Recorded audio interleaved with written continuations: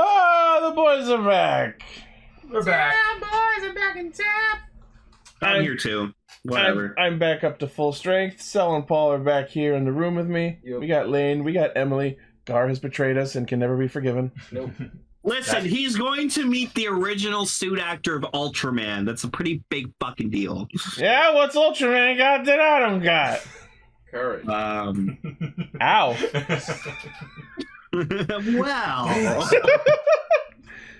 You're all like, I'm a terrible influence on all of you. It's true. Cue the roll call.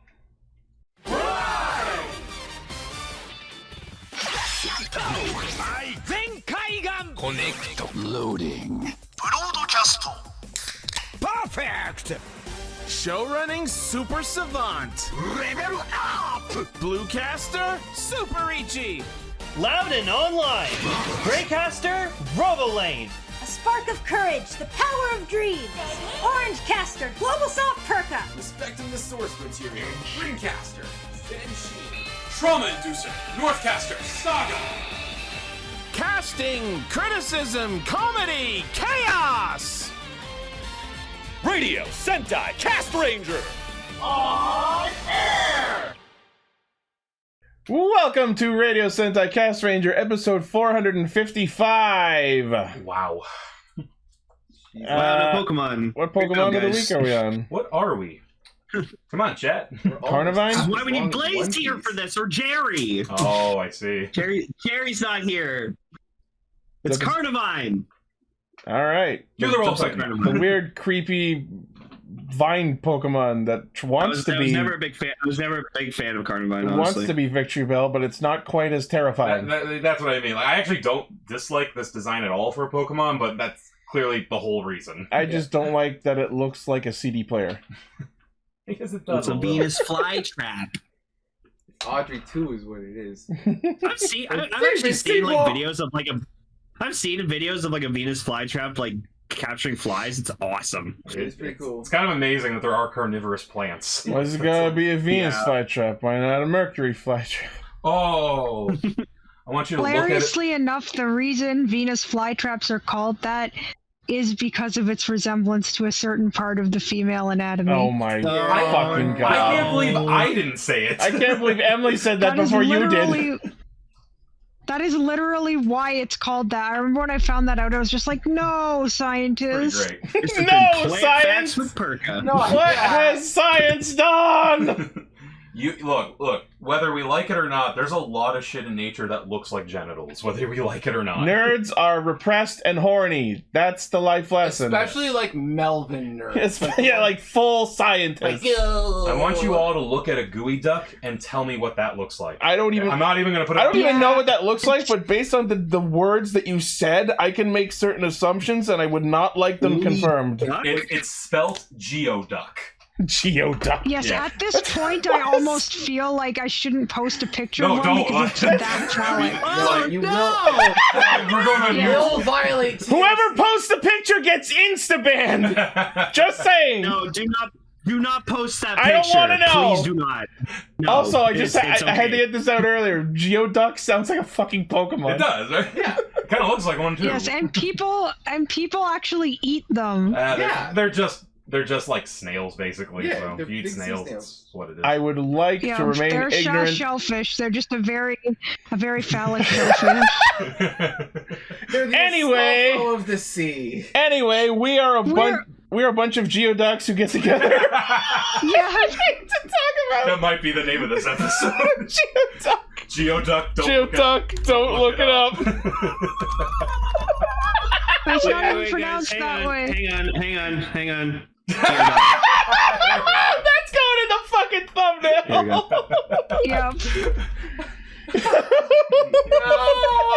What have I done? You guys are laughing so hard we can't even hear it. That's Oh my amazing. god. Alright, well anyway. The mic, sorry. Yeah, so if You you guys have beat the mic so hard. and I don't even have the noise suppression turned on. Oh, So what do we do? We normally It's okay. we talk about Kamen Rider Super Sentai and a third thing. Our topics for Fucking this honors. week are Kamen Rider Gotchard episode 4, Kingohger episode 30, And because we were about to enter the spooky month, it was Gar's amazing idea that we prep ourselves for the Halloween season with a certain Mighty Morphin Power Ranger special that I had never known existed. Neither.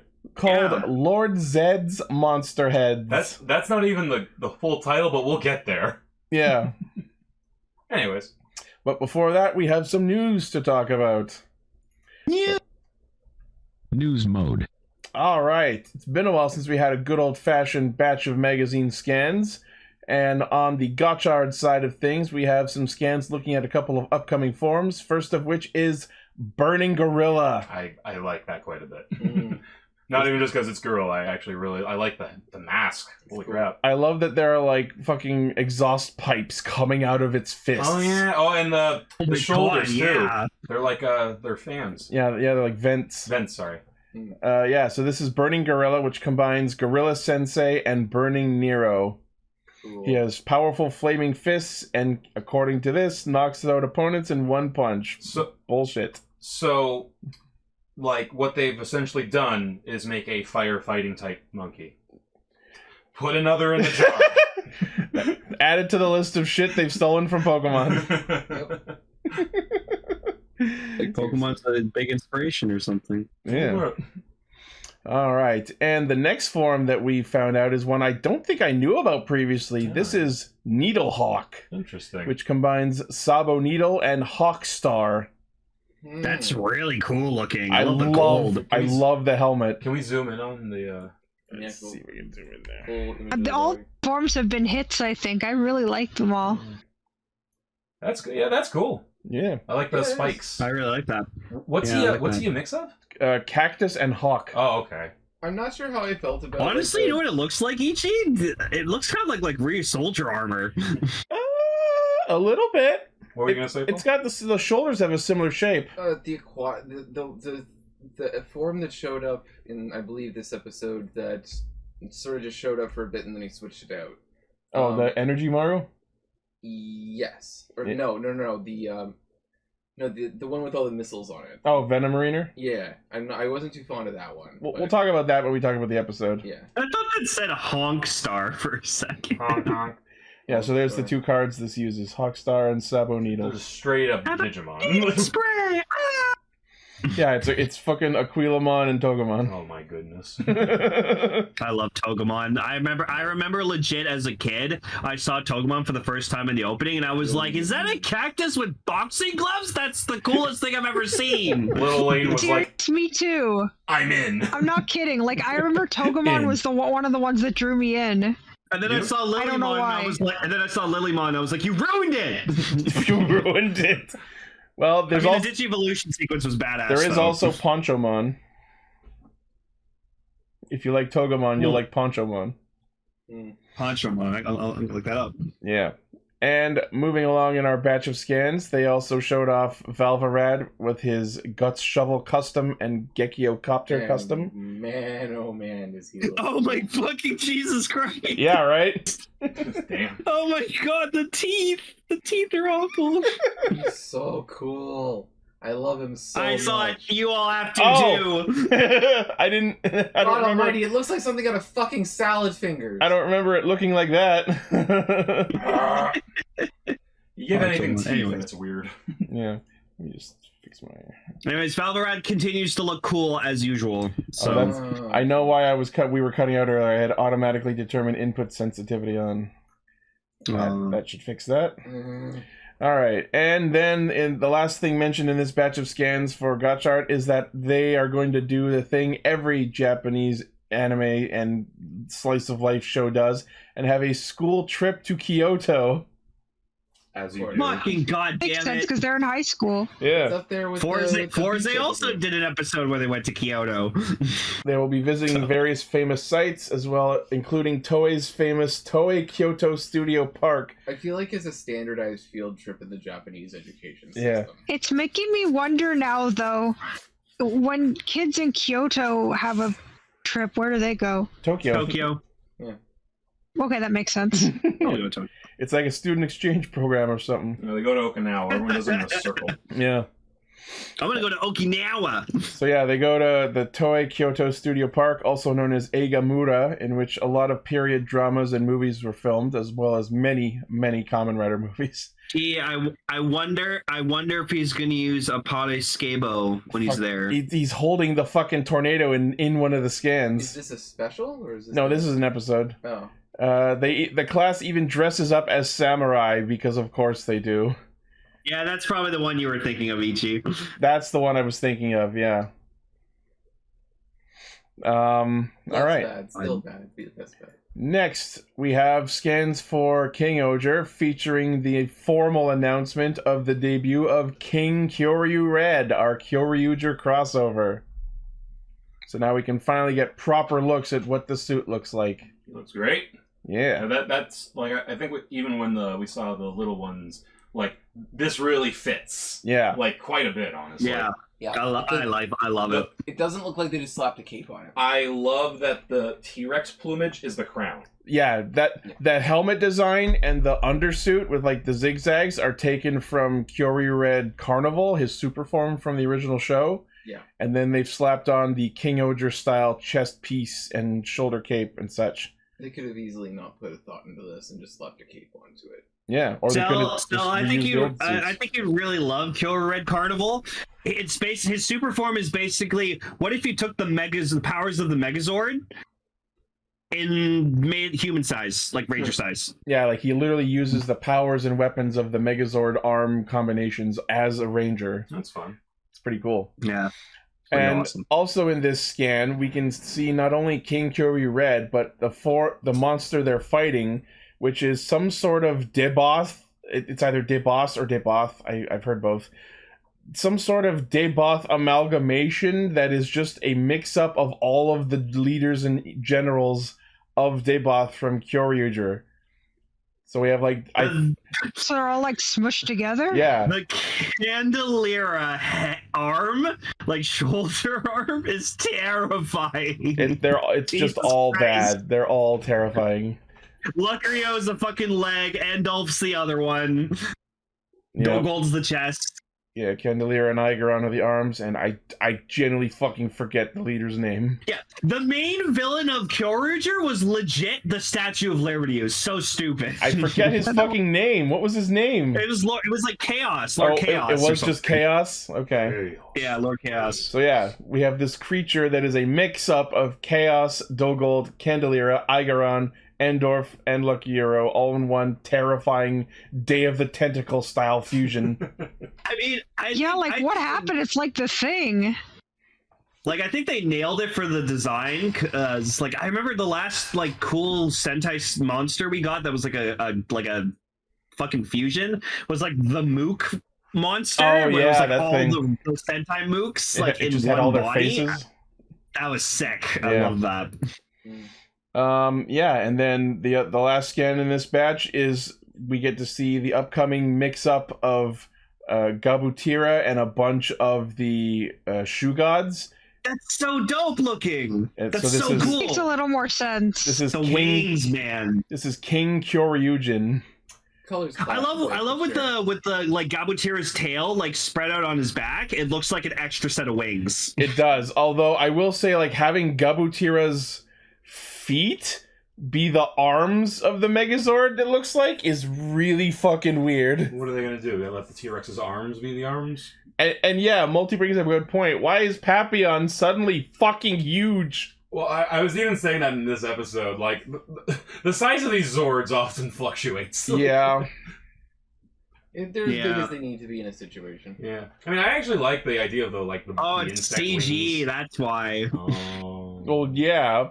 That's the. But what about the toy? That's the out of universe reason why. But what's the in universe reason why? I also just like that it's taken this very like formal pose with like its legs like neatly shuffled together in a way most Megazords would never be able to do. They're posing it like a gun. That's true, Midas. It's like a ballet pose. That's true. Yeah, I don't know. But so this team up is going to be happening not this coming weekend, but I believe the weekend after, October 8th. So yeah, that's going to be happening real soon. You know what? I would just like from like what we found out in the this week's episode, Kingohger. Like, I would love to see Papillon Oger get like a cool like ice themed glow up. That'd be sick. Yeah. All right. Next, we have images of. So Gotchard has his Chemi Riser, and we discovered through the announcement of this toy before I even watched the episode that Velvarad has his own Chemi Riser, and I'm immensely upset that it's not called the Velvarizer. Yeah. That's a good point. That's for I guess it's rising the chemis still, not DX, him. It's the DX Chemi Riser Kurogane Spanner version. Yeah, and according to the box art here, apparently the actual spelling of Spanner's name is Supana, which I immediately don't like. I'm calling him Spanner, so I don't give a fuck. Yeah, no, we're pretty much going to do that. But I will say, like, I was already kind of interested in the original Chemi Riser, and then you give me one with a fucking minigun attached to it, and I'm like, right? What? This is better. This is much better. So much cooler. And it comes with a cooler Ride Chemi card. It comes with fucking Renkin Robo, which is a goddamn super robot. Yeah, it's like a Gundam. Trying to find the image of it. Yeah, someone's already posted it. Decker, put up an image of the Gundam card. There it is, Renkin Robo. Yeah, look at that shit. That's awesome. Yeah, there's my robot card I've been waiting for. Oh yeah, Shining Finger, yeah. Shining Finger. Burning Finger. There it is in the episode. Take it, his love, its hate, and all of its sorrow. And all of my pizza. Shining Finger. I liked what I saw of G Gundam. I thought it was great. But yeah, so this is the Chemi Riser Kurogane Spanner version. It comes with not only the Renkin Robo card, but also a search card that goes in, so you can like search for chemis. And of course, it plays different attack sounds depending on the other cards you put in it. Oh boy, it comes out on Remembrance Day. Forget to buy Kamen Rider merch. Yeah. Don't forget. Don't forget. 3630 yen comes out November 11th. 11/11. Let's see. You slide a card into it, press the button on top to summon the Chemi. The item recognizes over 100 cards individually. Unlike the standard Chemi Riser, if you long press the button, it will activate a continuous attack sound. That's awesome. Well, yeah, it's a minigun. I hope it would. I would love it if they just repurposed the sound from the fucking from Zenkaiger. The Girdlinger, yeah. You just hold down the button and it just goes. Now I'm absolutely buying it. You know what, Ichi? I'm gonna give you a little special present. Since I'm getting the Memorial Girdlinger, I will give you my DX one once I get it. You don't have to do that. I don't like the Girdlinger that much. Oh, but you don't want to do the minigun thing? I'll do it with this. I'm not talking about that name enough. The Girdlinger? Like my dad did. No, I'm just thinking Dondalinger. No, it's like a Dallinger. Isn't that like a type of gun? Derringer. Yeah, okay, that's it. That's what I'm thinking of. Oh, I love the Girdlinger. It's like goddamn awesome morpher. I hear that and it's just Dondalinger. Hello, Dondalinger. That's another name for our new villain. Is that a plunger stuck to your head? Yeah, so yeah, 3630 yen, November 11th release. You can already buy it on Amazon Japan. I know because I have the tab open currently. Yeah. It's cool. Exactly. Yeah, even the Mega's cool, but Togemon's where it's at.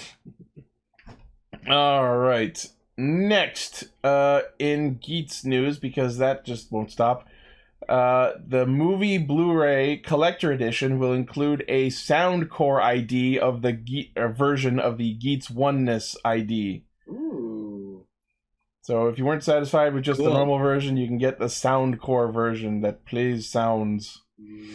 See, I bought the actual core, Geets Oneness core, because like I was gonna get like the Gotchard driver with like the buckle and everything, but then like I decided not to, and so I had this Geets Oneness core I didn't know what to do with. So I met a guy who at Fan Expo who was cosplaying as Geets, and I gave him my core, and he was so taken back by it. Nice. And he used it in his cosplay. So. Nice. Yeah. All right, so yes, if you press it, it plays lines from Geats, can be loaded, plays that. Character lines included are from Ace, Keiwa, Neon, Michinaga, and Samuri. Win. What bullshit. Oh, that's so funny. Apparently, it does not work properly with the Mark 9 raise buckle in the DX Desire driver. Cool. Then it's pointless. I think it's just pointless. because you have to press it to play sounds, it sticks out a little further than the normal ID cores. Okay. So I guess that means that like the face that goes over the core in the Mark 9 buckle doesn't work properly. Mm. The giant hinge presses the core down. Yeah, no, exactly. But if you want this, Premium Bandai web exclusive, 11,050 yen, which is the core and the Blu-ray of the movie. 11,500 yen, November release. Pre-orders end October 21st. It's almost $120? Damn. Before customs and markup and shipping. That's ridiculous. Go fuck yourself. Yup. Oh, yeah. Welcome to Japanese Blu-rays. They're stupid expensive. Like, god I know, damn. it's insane. And they have like 3 episodes on each one. Didn't like we talk about where they're releasing like the entire original Kamen Rider series and it was going to be like $1,200 a set? Like, fucking Jesus Christ. I genuinely cannot fathom how this industry has survived. It makes less and less sense. See, this is why Gar needs to be here, because he could explain it for us. Just let people in our chat watch the movie illegally! Don't do that. No. Be a pilot. We cannot condone that. We here at Radio outwardly. Sentai Castranger do not condone the piracy of illegal. That's why I'm glad Mill Creek has like the Western distribution for Ultraman Blu-ray sets. Mill Creek like, I just love $30. I just love this shot of Geats oneness on the right. Like, don't you pirate it? Listen to me, Geats. Why does he talk like this? Your friend. Japanese kids are stupid. Your friend, 7. That's no, Japanese kids have parents with money. That's why. That's true. You live in Japan, everything's expensive. Yeah. Moving on. So, it is the year 2023. 10 years ago, Kamen Rider Gaim aired. What happened? No, it didn't. No. Oh my god. 10 years. What does that mean, guys? That means it's about time for us to start seeing Gaim 10th anniversary things. It means other things. Oh, Jesus Christ. It also means we've been doing this show for just about 10 years. There it is. Oh, We're very God. Come March, that will be our anniversary. We're almost half. Look at that. They use the orange as like the 0. I love it. So, that means for the next little while, we're going to start seeing some Gaim anniversary shit, and the first thing to be announced is a complete selection modification of the Genesis driver. Really weird pick for first anniversary release, I think. One would have assumed the Sengoku driver, but okay. They already did the Sengoku driver. It is the prettier belt. You opened it with Gar. My memory sucks! And this they already did one. Gar bought They it. released the O's driver how many fucking times? They could absolutely do the fucking Sengoku driver again. No, we need the Genesis driver. It's the better belt. I disagree. I hate that belt. What? I love it. It's a voiced by Urahara. What's wrong with the Genesis driver? It's a fucking juicer! I love it! Let's see. Yes, it's great. Juicer. Juicer, I heard Pulling the up door. a picture of the Genesis driver. No, I love the Genesis driver. Like, I mean, it's stupid, but the whole thing is they're fruit samurai. Like. Yeah, so they've confirmed that they're releasing CSM Genesis driver, something called the Genesis driver buckle edition. What the fuck does that mean? Oh god. Yeah, what is that? And more lock seeds. No. Energy lock seeds. No, you're not reading this close enough. The complete selection modification energy lock seed set. Yeah, wait, hold on. It says energy. Oh no. Energy. Oh no. Done by. Just cut the fucking Beast Wars. Energy. System start. Connecting. Yeah, no images of it aside from just the promotional logo and a shot of Zangetsu Shin. I want to know what the buckle Eiji. edition is. Hmm? Like, is it an actual belt buckle? I don't know. Do you want to go in on this energy lock scene set? We can split them. I'm gonna wait until I know what's included. We'll see. I wouldn't mind. I'd like cherry and peach. I was gonna say I have cherry already, so you could take cherry, and I want lemon. And we'll fight to the death for peach. I'll take peach. I'll take cherry. And I peach. wonder if it comes with the other, like fucking Marin and whatever else. Oh, Marin, fucking Matsubakuri energy, which was like the stupidest energy fucking lock scene they could have ever done. Stupid. My Matsubakuri. So they're gonna reveal more details and put up pre-orders October 6th. So hopefully next episode we'll have some more specifics. Right. Yeah, very cool. Next. So this one snuck up on us, but this is related to this week's Kingohger episode. We have a brand new villain who just came the fuck out of nowhere, and he's played by a very familiar face to those who are familiar with the franchise. Garen. Yeah, this is Kosei Amano, who played Kamen Rider Garen in Blade, as well as the Principal and Libra Zodiarts in Forze. Yup. So it's one of those like legacy actors to the franchise. That's fun. Yeah, he's playing our brand new villain, Grodie Lucodium, the final member. Grodie Lucodium. Yes, who totally looks like. I know that this is probably better saved for the episode later, but why does he look like Cyber Six? That didn't even occur to me, but you're right. I look at the white part of his I just face hear and you I'm like screaming in the distance, but I can't hear what you're saying. When two people talk at once, we can't hear anything. Oh, hold on. Okay. I look at it and I think to myself, it's the Phantom of the Opera. But yes, Cyber Six as well. Yeah, so... He's queepy. He is. Yeah, we'll get into more details in the episode discussion, but yeah, I just wanted to make specific mention that this is a familiar actor that I'm very happy to see again. His name is he's killed it. Literally. Fucking great. Get him. True. He does kind of have Mr. Crocker vibes, too. What? That's such a weirdly specific take, but I don't disagree. Oh no! Shoot! I sense them! Ohsama Sentai! Cute. Alright, moving on. Apologize for the repeated mic peaks. Yeah, speaking of Kingohgers, so we haven't even seen the movie yet, but they've announced a quote-unquote complete version of the Kingohger Adventure Heaven movie. Ah, yes, the director's cut. Yes, it will include scenes that were cut from the theatrical versions, as well as brand new scenes made for this version. Which basically means, fuck you if you saw the original. This is the one you gotta see. Not, like, points of theatrical version, non-canon. Canon. by twice. Canon. Yeah, so this is being put out through the Toei Tokusatsu fan club starting December 6th, so we still have to wait a couple months to see it. Oh, God. Yeah. December 6th. Yeah. Very cool. I'm very excited. Yeah, we're in October. Alright, next. In Shin Kamen Rider news, they have announced a complete selection modification of the Henshin Belt Typhoon. Hell yeah, there we go. I love it. I love it so. I remember people talking about this, and the coolest thing is that it has the function where it pops out and releases the prana energy. Oh, yeah. Which means we finally have, no one asked for this, but we finally have a Kamen Rider belt that farts. Cool. We did it.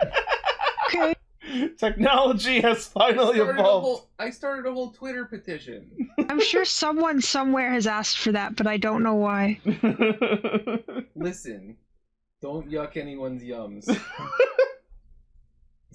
Everyone's entitled to like what they want. It's got a spinning fan in it. It's got... I love the buckle on the back says lock. That's a nice touch.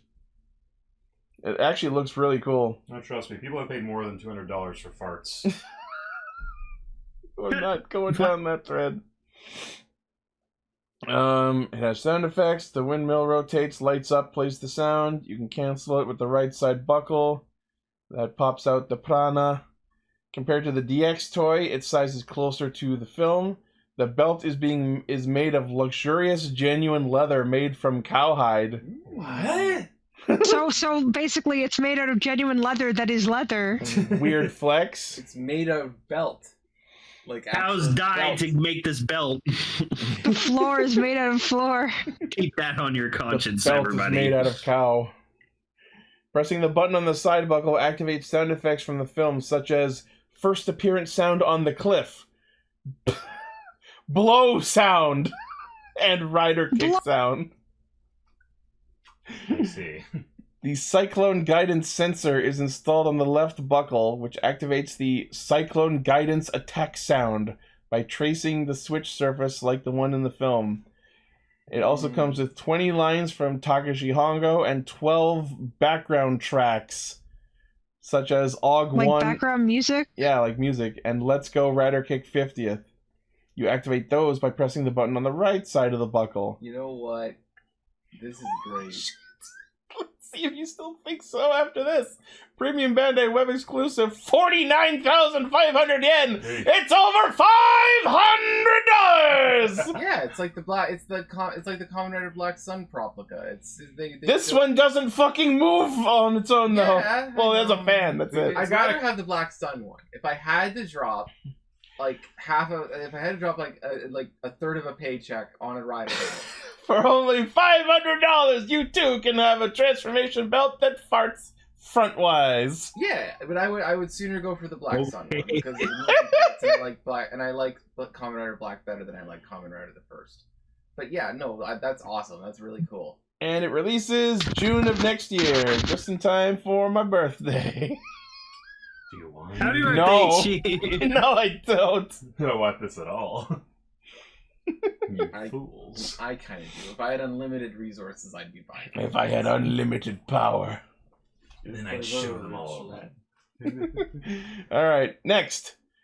In Deca Ranger news, they have announced a memorial edition of the Deca Ranger SP license, aka their morphing device. Oh, you know what? That's yeah, cool. it's a new one because they updated the lights on the Judgment Time. Judgment Time. This is actually one of my favorite morphers in all of Sentai because it's so mine cool too. and I love it. multifunction. It's badass as fuck. I miss the Judgment Time. Judgment Time. Yeah. So let's see.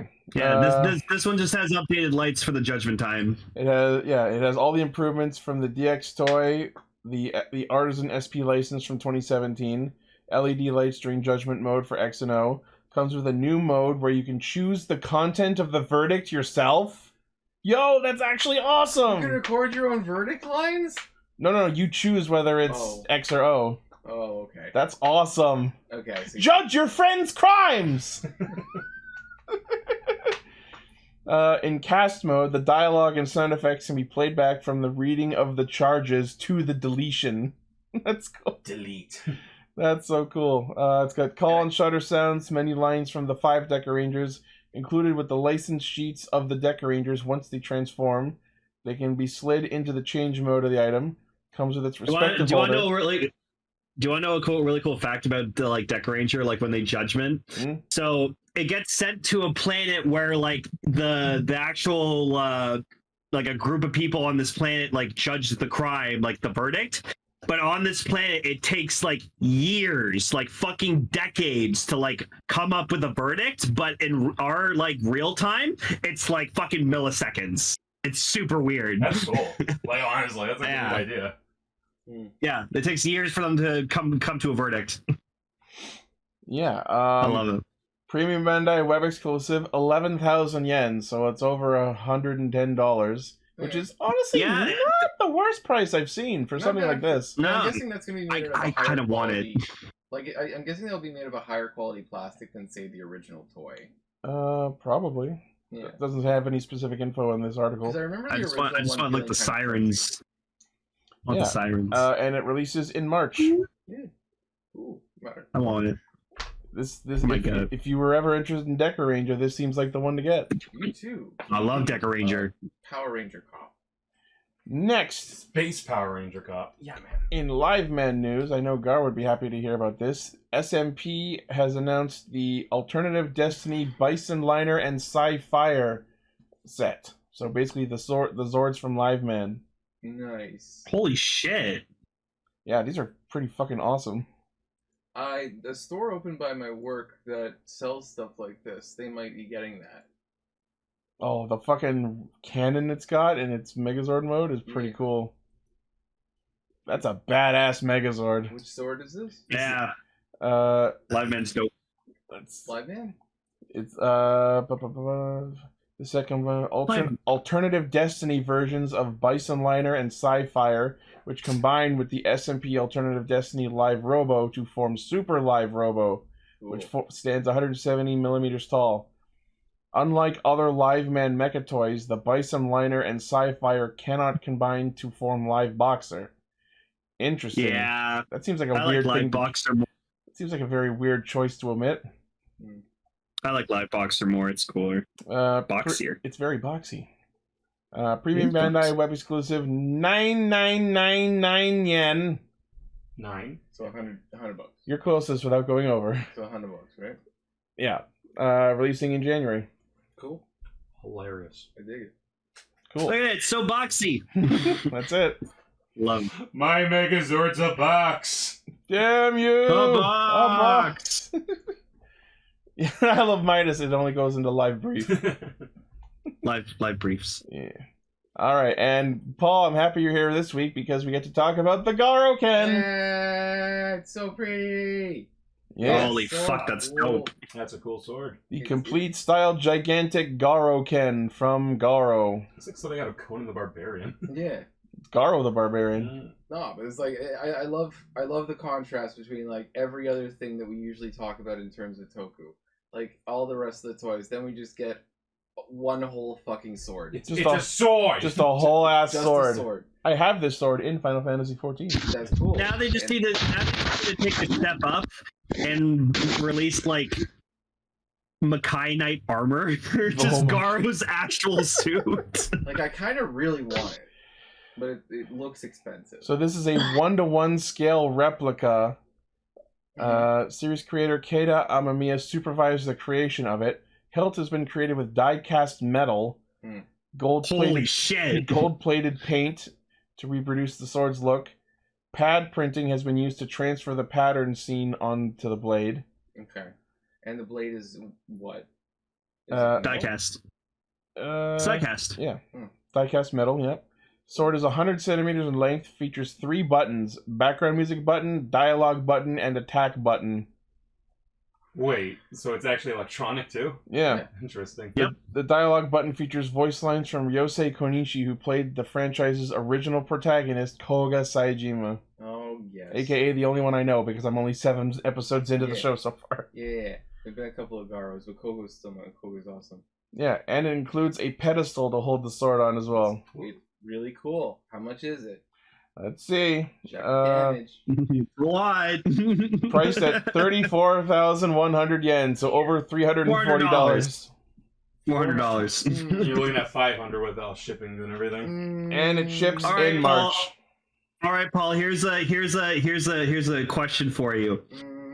You have this sword and the Black Sun belt dangling off a cliff. You can only save one. Which one do you save? Which one do you save? Black Sun belt. Oh, that was quick. Okay, wow, that was easy. Easy pick. I like that it says it neighs. You don't really love Garo as much as you say you do. Look, see. Oh yeah, the sword also plays the neigh of Goten, the armored horse.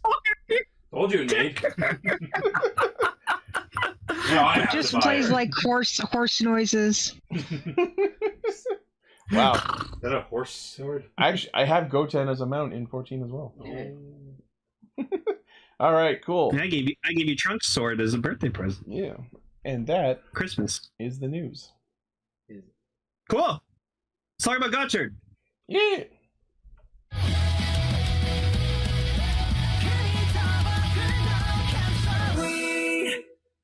So I love that Valvarad's debut was cut off from the end of last week's episode, and then his fight is awesome, but is literally over in a minute and change. Yeah. Yeah, because that's how badass he is.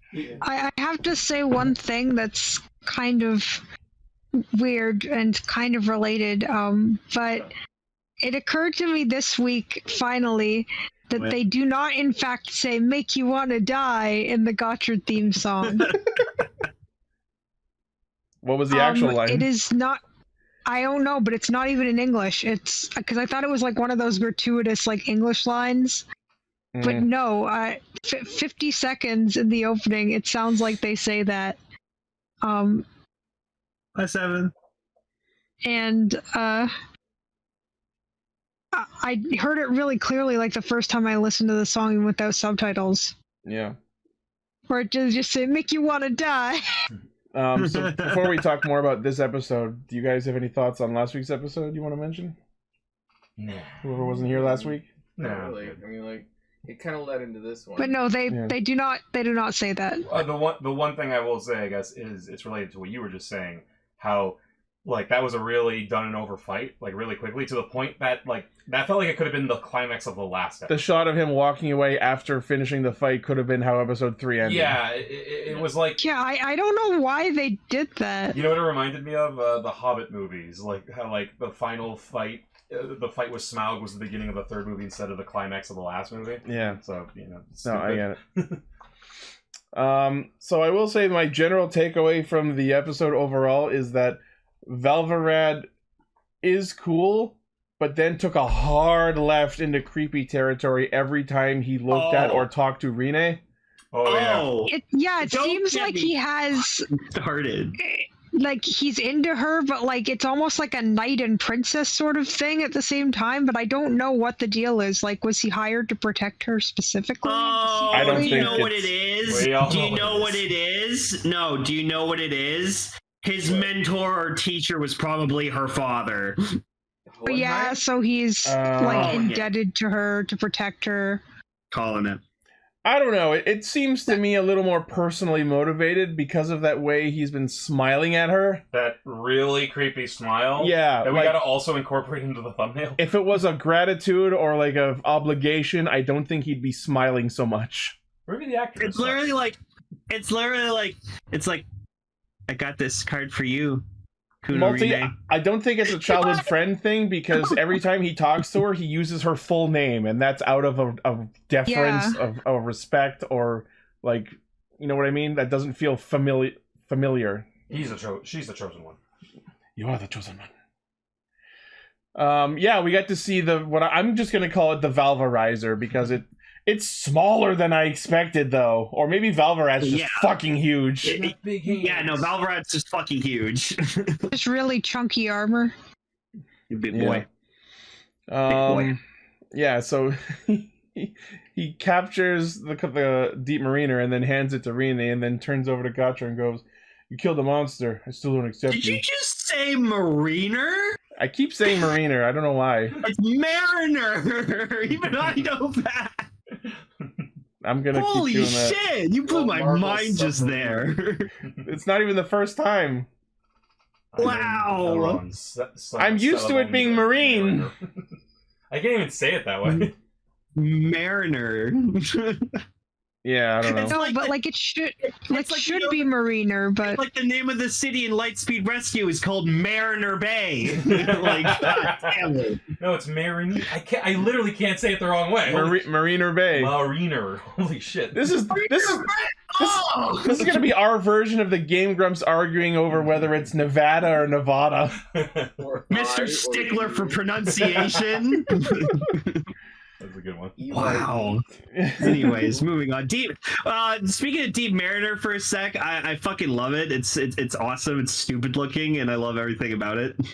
Well, actually, yeah. You like subs. What's your take on that? I mean, yeah, I'm usually a fan of like water themed stuff. So yeah, the one thing I didn't like was how like the amalgam form was really fucking creepy because like the not actually a hand was like caressing it as if it was like a fucking pot belly sticking out of the front. Yeah, there was some stuff going on. That was a little upsetting. My question is why on earth did Venom Mariner not get a special transformation? Yeah, Apari Scabo got like the proper like cutscene henshi, and I was like, but you already got that last episode. It was weird. I do really like the form though. I love the mushrooms on the head. I love the fucking the snorkel. The pink snorkel's great. And the snorkel's making like a border around the helmet. Yeah, but like, why didn't it get its own? And then he shoots fucking torpedoes out of like the mushrooms on his shoulders. I fucking love it. Sorry. All right. There's a little bit of an awkward cut in there, but I think we're back now. Hold on. Can you hear me?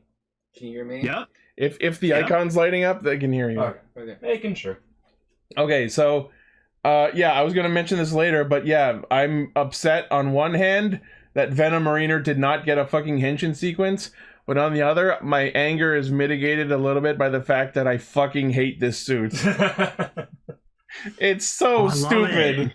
I love it. It takes snorkels and shoots torpedoes out of its mushroom shoulders. It's awesome. Tell the people listening what you said when you looked at the helmet of this suit. It looks like fucking Sailor Moon hair.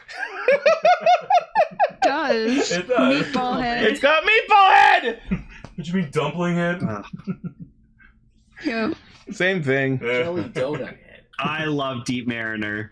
It's I think because I actually do like the original one so much that like it's Venom Mariner. Deep Mariner is the card. Whatever.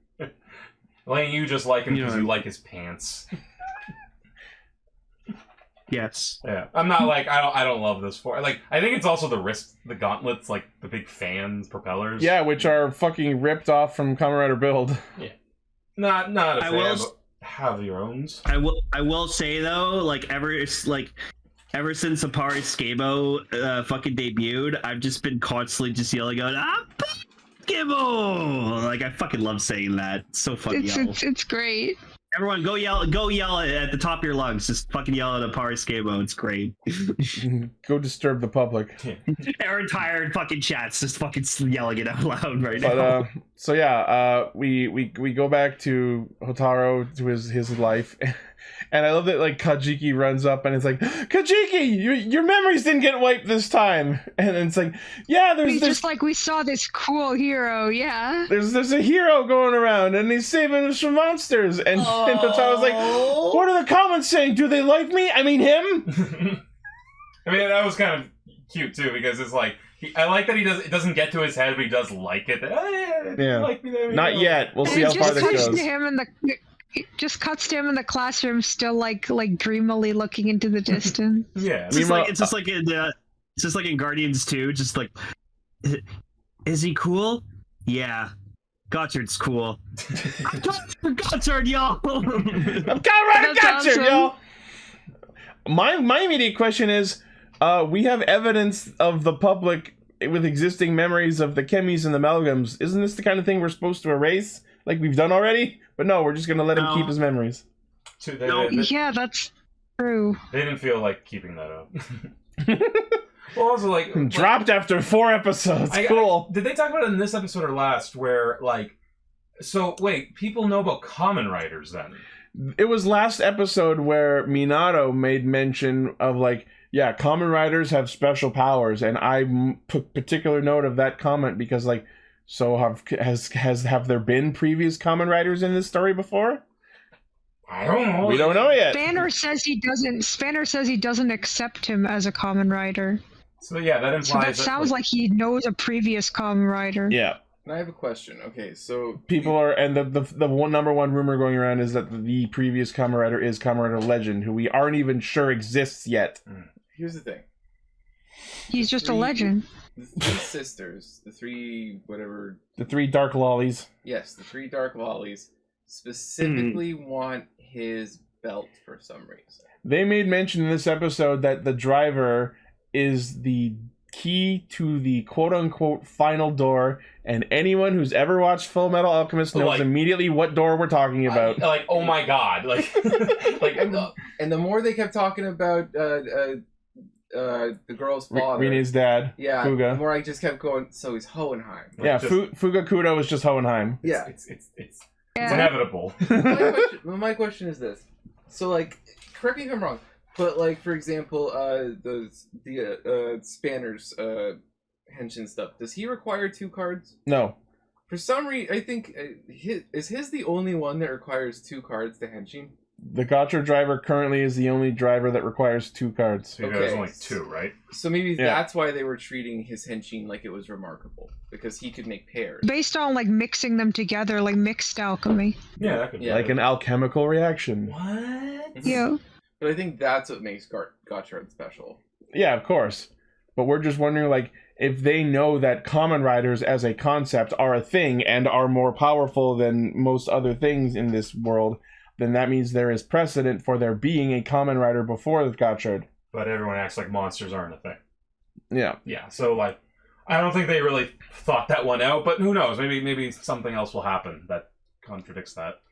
There was one moment where like Hotaru and Rina are talking in the class, and she's just being her usual fucking prickly self, and Hotaru just turns to her with the energy, like he didn't say it, but the way I interpreted that was just, why are you such a bitch? Oh dear. That's gonna be her arc. She's gonna do the defrosting ice queen trope. Yeah. That's what we're doing. Yep. Okay, here's an idea, and this is me being very charitable. Uh-huh. What if Kamen Rider is more in this world shorthand for superhero? Then the people in the comments would be saying Kamen Rider and not a hero. But that's what I'm saying. Like, just that's. Oh yeah, true. And again, that's way. I will really say charitable. there have been other shows where like Kamen Rider is an urban myth that the main rider like attaches to. Yeah. Forze was the biggest example. Who was it that mentioned the word Kamen Rider to him? Minato, the teacher. Okay, and he's also Spanner. And he, sorry? And also Spanner. Yeah. So, like, Spanner exists. What if Kamen Rider is just the alchemist term for an alchemist that can transform with armor and shit? Then Valvarad would be referred to as a Kamen Rider, but he's not. And then he would be a rider, yeah. Valvarad is not listed as a Kamen Rider. He's a rider-like. He is what we in Castranger refer to as a rider-like, in the same vein as Machine Chaser, Night Rogue, Bloodstark, that kind of shit. Okay. But yeah, we'll see where this goes. I just wanted to highlight that. Yeah. So, Renge, who last week was wearing the fucking tentacle arm, this week shows up with tiger shit all over. And She's got like a tiger outfit. And proceeds to fleece Hotaru into trading his Pokemon cards. We've all been there. Yeah, they were trading chemis even though they're like sapient. Yeah. Well, they do that with Pokemon and Pokemon. All right. That is true. You're right. This is how we get Energil and Sasuke Maru into the show, because she trades him the matching set just for, I believe, Odoripa, or was it Camantis? Yeah, it was Camantis. Yeah, it was Camantis. It is a fucking crime we don't have an actual rider suit for this. Yeah, it happens later, but yeah, I'm upset that Energy Maru is just literally a floating mass of caffeine of pop. That punches you in the face. And the belt is just like floating inside it. Yeah, it's Pepsi Man. And then when they form change after that, it's like, oh fuck, now the cards are soaked. Oh God, I wish it was Pepsi Oh Man. no. They're all sticky now. They're all wet. They're completely useless now. Completely useless now. I would have been totally I'm okay. sorry, that's what I was thinking. If Energy Maru literally just became Pepsi Man when it like Pepsi Man, like ads and everything. I wouldn't even be angry. Right? He's back. Now we need to fucking shop that. In Pog form. He's just the shot of Pepsi Man with the Gotchard driver on him. Someone will shop it. So our monster of the week it's another one of the three Dark Lollies taking amalgam for themselves. Which one was it? This time it was Lachesis who becomes the Antrooper amalgam. And I will, yeah, whichever. I will say, now that we've like gotten a chance to look at her on her own, definitely the hottest of the three. Wow, Ichi. Well, I sure goddamn hope so. Like, as opposed to the bitchy one and the child. The literal child. As opposed, yeah. Yeah. It's not even like a Baroba situation where you're like, oh shit, really? No, that is a whole child.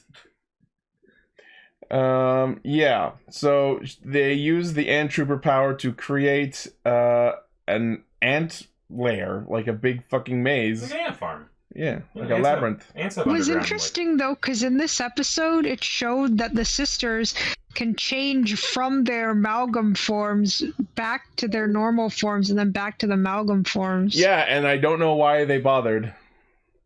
To make a Yeah, point. I don't know either. Give me a second. I'm Also, just trying maybe that actress was There we go. promised a certain amount of screen time. Maybe.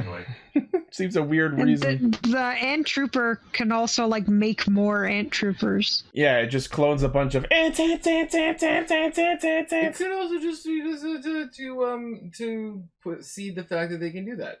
Yeah. But yeah, so they end up like chasing them around the maze, and we get this bit of like, oh no, which way do we go? I don't know. Yeah, there was a bit of like Scooby-Doo antics in this one. It got kind of close to that. Yeah. Gotchard seems to be much more clearly for children. Yeah. Oh yeah, clearly. And then it got really emotional though. Yeah. Yeah, so they reveal, as if the audience wasn't already very aware, that Fuga Kudo, Rine's dad, is the traitor who quote-unquote betrayed the Alchemist Academy, and that just sends Rine into a self-pity spiral. Well, and this suddenly became a character development tunnel. Poor Yeah. Alchemy Tosaka. Her father Hohenheim ruined her life. Oh no. And just this one awkward shot of like her like sitting there kneeled, and then Hotaro's just standing there like, so cool. Oh, there you go, Ichi. There you go, Ichi. And someone actually did it. The Nice. cry from Pepsi Man. Energy Maru! Hey, I Yeah. love him. Yeah, so she's like, my dad's probably alive. Well, I definitely saw him getting melted. Yeah. But you know what? Anything's possible. Maybe. I love how when we were watching the episode, Paul's excuse was, maybe that was a homunculus. Yeah. Could have been. Yeah. it's Fucking alchemy. maybe. Alchemy, man. Show me your belly button. Yeah. Yeah, so they start fighting again, and then we get the debut of Energy Maru Wild, which is literally just a floating massive pop that attacks. It's the stuff. It's really fucking dumb, and I'm very upset by it. Seems like they really are just doing as many. Like, it almost feels like they were required to make as many. Like, you need to make 100 of these because this is going to be cards. Yeah. And so, obviously, not everything can get something. So, that's going to be interesting about this show in the long run is when sometimes we're going to be very happy, but what we get, sometimes we're going to be very disappointed. Yeah. So, it's exactly like a gotcha. Just like alchemy, and just like a gotcha. Yeah.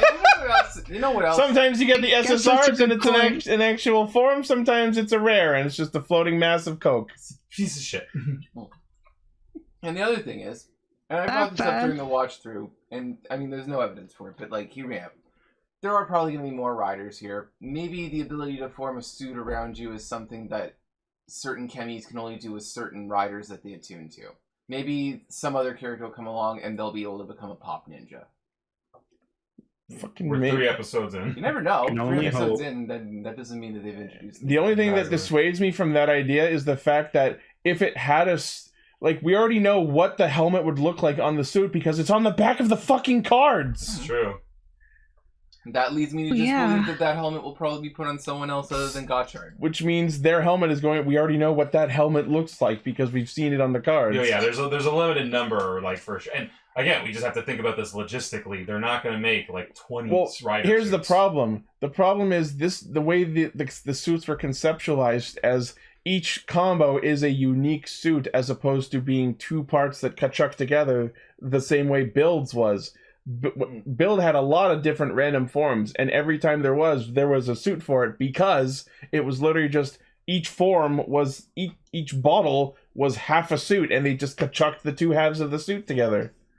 This they can't do because each design for each form is a unique design that mixes up the motifs of the two, as opposed to being two halves they just chuck together. So of course they can't design 50 different suits. No, it's really not. Who has the time for that? Not Toei. They should, though. They fucking should. Gaim had a lot of suits. Well, that's different because there were several different undersuits, and then they just made an individual set of armor that just attached to the suit. It's a similar situation. Yeah. Anyway, I've shifted into belt mechanics mode, and we need to move on. So yes, we get the debut of Venom Mariner, which is a really dumb suit and didn't get a henshin sequence, so Fuck you. fuck me, I guess. dumb. And then we get this really fun sequence where they threaten Rine and it's like, surrender the belt or we kill her. And he's like, okay. So he hands over the belt, and then surprise, Energiel's in the riser. Punch. You're right. He just punches her in the face. You might call it a pop to the jaw. Oh. I wish I could dab, but I physically cannot dab right now. It would hurt. So I will dab for you.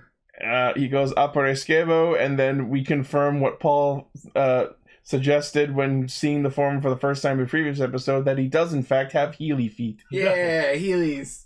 It's 2002? He's the coolest kid on the block. Heelys for my feelies.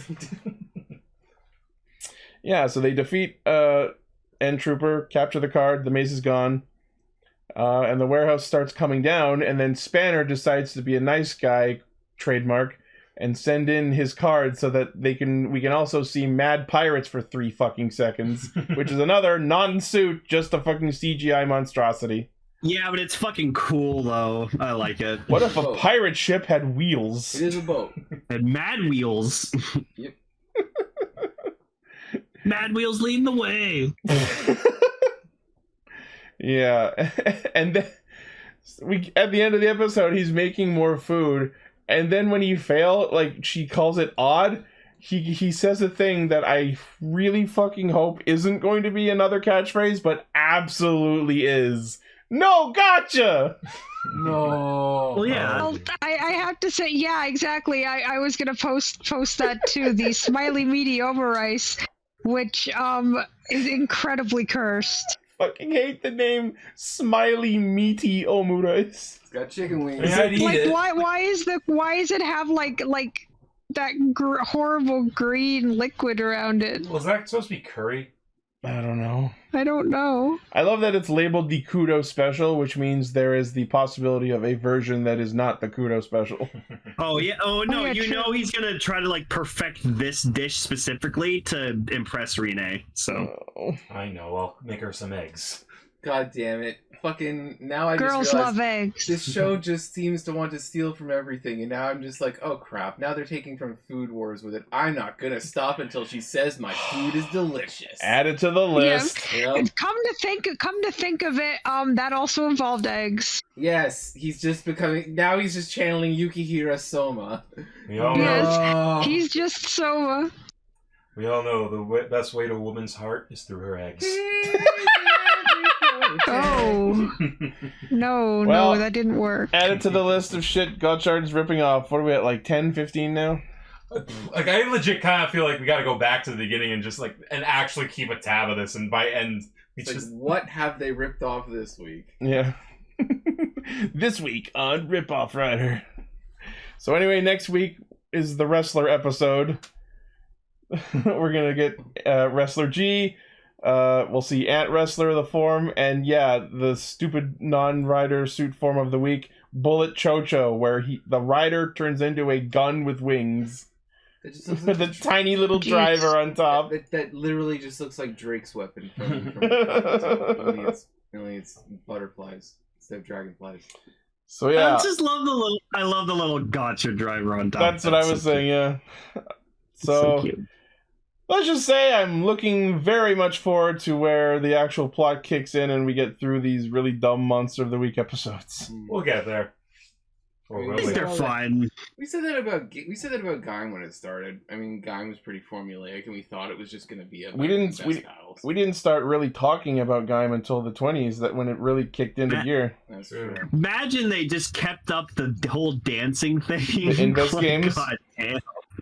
Yeah, I mean, like we were talking earlier, this one's obviously aimed at a younger audience, so they want it's more lighthearted, fun. Either that or they're lulling us adventurous for into a a bit. false sense of security. That's kind of what I'm hoping. I'm hoping it just takes a hard turn and gets real. Full Metal Alchemist. I mean, Exactly. alchemy can be pretty dark. Yep. Oh my god, if we get the fucking, like, that version of, like, the little girl got turned into a dog in this. That's what I Hells was yeah. thinking too. Was we need our No! I was thinking like we finally meet his father and he's just a horrible mutation. Edward. Oh man. No one wants it. Gotchard. All right, Kingohger time. Say the thing. Okay, was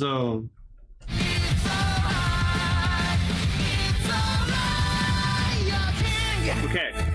So before we get into Can this I week's say one thing? Can I say one thing quickly? Sure. Or can we all be in agreement that we'll just pretend last week's episode was just non-canon? I would fucking love that, and the episode seems to support my theory because there's one shot in Ishibana where they cart in Grodie's body, and the head of the fucking medical team is there and just like does not pay him any attention, even though she should be one of the people who thinks Jeremy is public enemy number one now. I'm just gonna keep it as my personal headcanon that last week's episode was non-canon as fuck. It just didn't happen. That's not a thing. That can't happen. It happened. I was gonna say, do you guys want to give your thoughts on last week's episode? My thought. Okay, so her intense hate reaction, and the reason why she wouldn't react to Jeremy is because she doesn't remember everything that she did while she was under the influence. She wasn't one of the ones hypnotized. It was the head maid who got suggested. It was the head maid, yeah. That's true, yeah. Also, Jeremy got a bug hand. Yeah. What does that mean? Well, you'd be recognizable, no? No matter what? Okay, here's what I think happened. I think that the kings, like, after everything, they let the people around them in on the situation. That's why they don't care about But then why do all that chicanery at all? I don't know, because they're stupid. I'm still angry about last week's episode. They're idiot teenagers who have to run countries. That's no excuse. I think we are back again. I've been having some tech problems, but I think we got it handled for now. Where were we? An old computer restart always helps. Yeah. Okay. So we were talking about last week's episode and how bullshit and nonsensical all of the decisions made were. Right. Yes. As you do. Yes, they're idiots. Absolute morons. But where are we going with? I think it was just more. Is that all? Is that all you had to say about last week?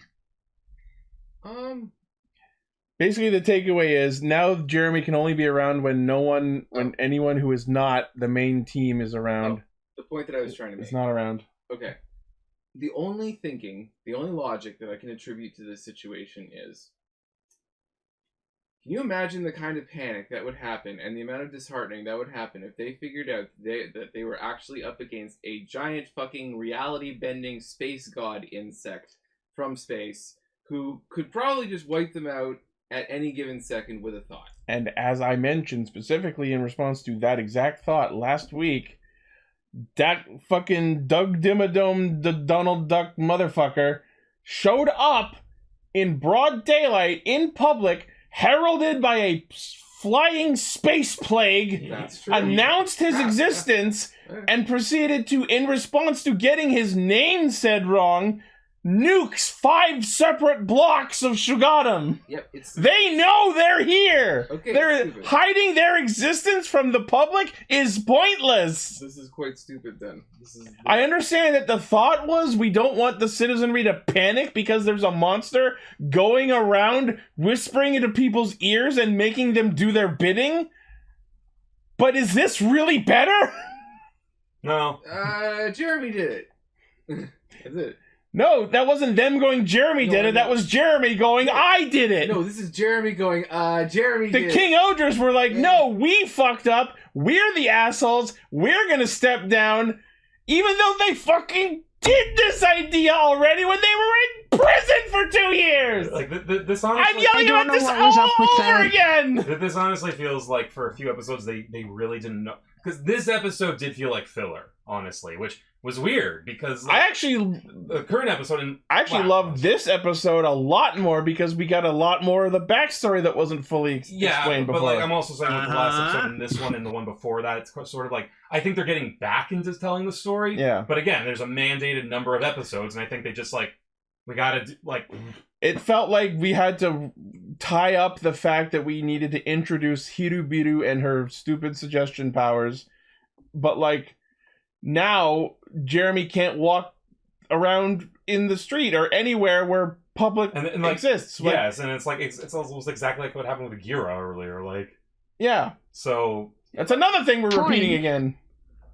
But again, I made specific mention earlier that in this episode there's a shot where they cart Grodie into Ishibana's palace and the head of the medical staff is there and sees him and does nothing about it. No reaction to Jeremy, even though at this point he should be considered public enemy number 1.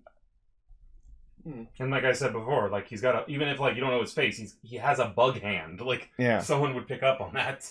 All right. Anyway, enough of my griping. I've said all this shit last week, and I'm saying it again. Let's talk about a good episode. Let's get into this episode because this is actually much better. Yeah.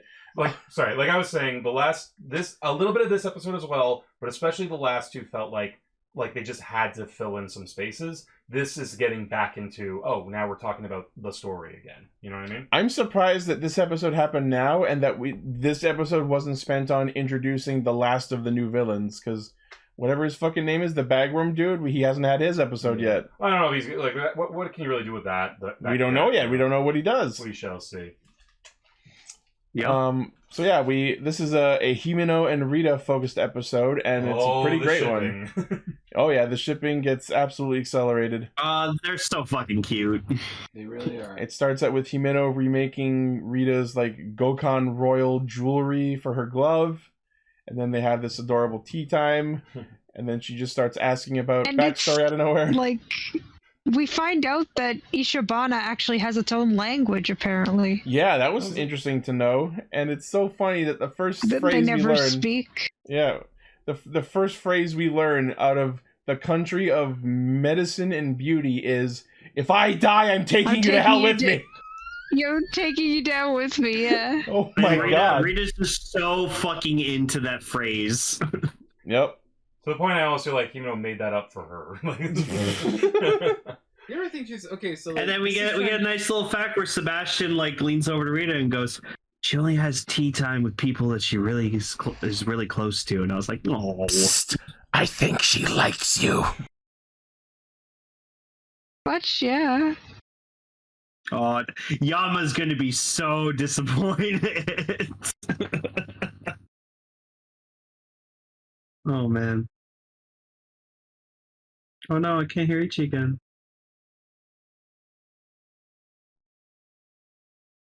I'm sorry. Oh. Poor Ichi's mic. Stupid Discord.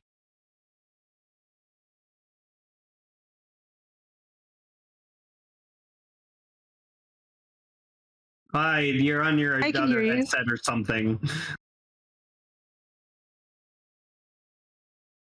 Maybe disconnect like the whatever the other headset is or something. There is no other headset. No, well, when like I think you're speaking through like a VR mic or something like that.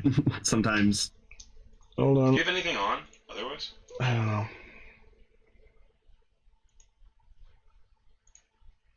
I'm trying. It's happened before. Input. It's in microphone. Don't allow. Oh, you know what that might be? Fucking controller. Maybe.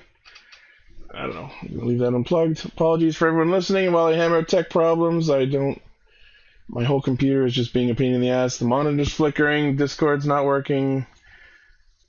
It sucks to be me today. It sucks to be me. Oh, that's okay. We all love you, bud. I would like this to work correctly. Hello.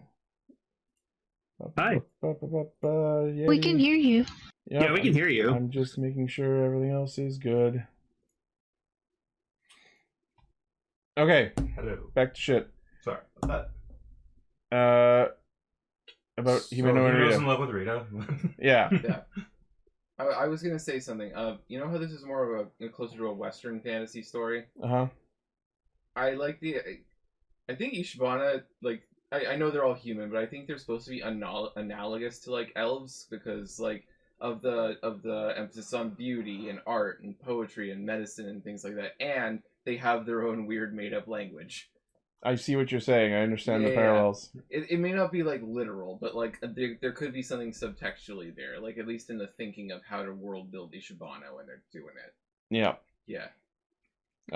So Himeno asked Rita about the eye. Hey, weird eye. Why you got a weird eye? For mysterious eyeball. Yeah. Swim into your eye, bro. Oh, and also the I'm bringing you down with me. The way that Rita uses the phrase is talking about merchandise scalpers. Yeah, like, Himeno asks about her backstory and her eye, and Rita asks, "What are you doing about the Mofun scalpers?" Excuse me? What? What now? What's a scalp? What's money? I own everything in my country. Are people selling my things? I have to look into that. Yeah. I'll cut off all their hands. Every last one. So Karas, Rita's not mom, previous ruler of Gokon, Who seems cool. marches across the lake that she freezes while walking and quote unquote invades Ishibana by turning the whole block into a fucking winter zone. That's right out of Frozen. You could say she's a dangerous zombie. Yeah, as we discover later in the episode, she is already dead. In fact, She was a zombie. Kamejim used that dude that I forget his name, but he was in the previous Rita episode who went looking for Karas. Wait a minute. Ice zombies. Was she a White Walker? Right? Oh. I was gonna say. White Walker. I wasn't even thinking of that. No, sorry. So, well, wait, this show ripping off Game of Thrones? What? Especially in this country? What sells here? This economy?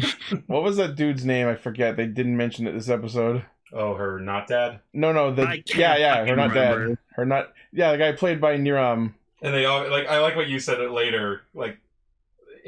Finish the point you were making. So basically what happened is Kamejim follows the dude who went looking for Karas, finds Karas, breaks Karas and Grodie out of the ice, and then as Karas goes to try and stop Kamejim, he fucking face lasers her and actually straight up murders her. Yeah.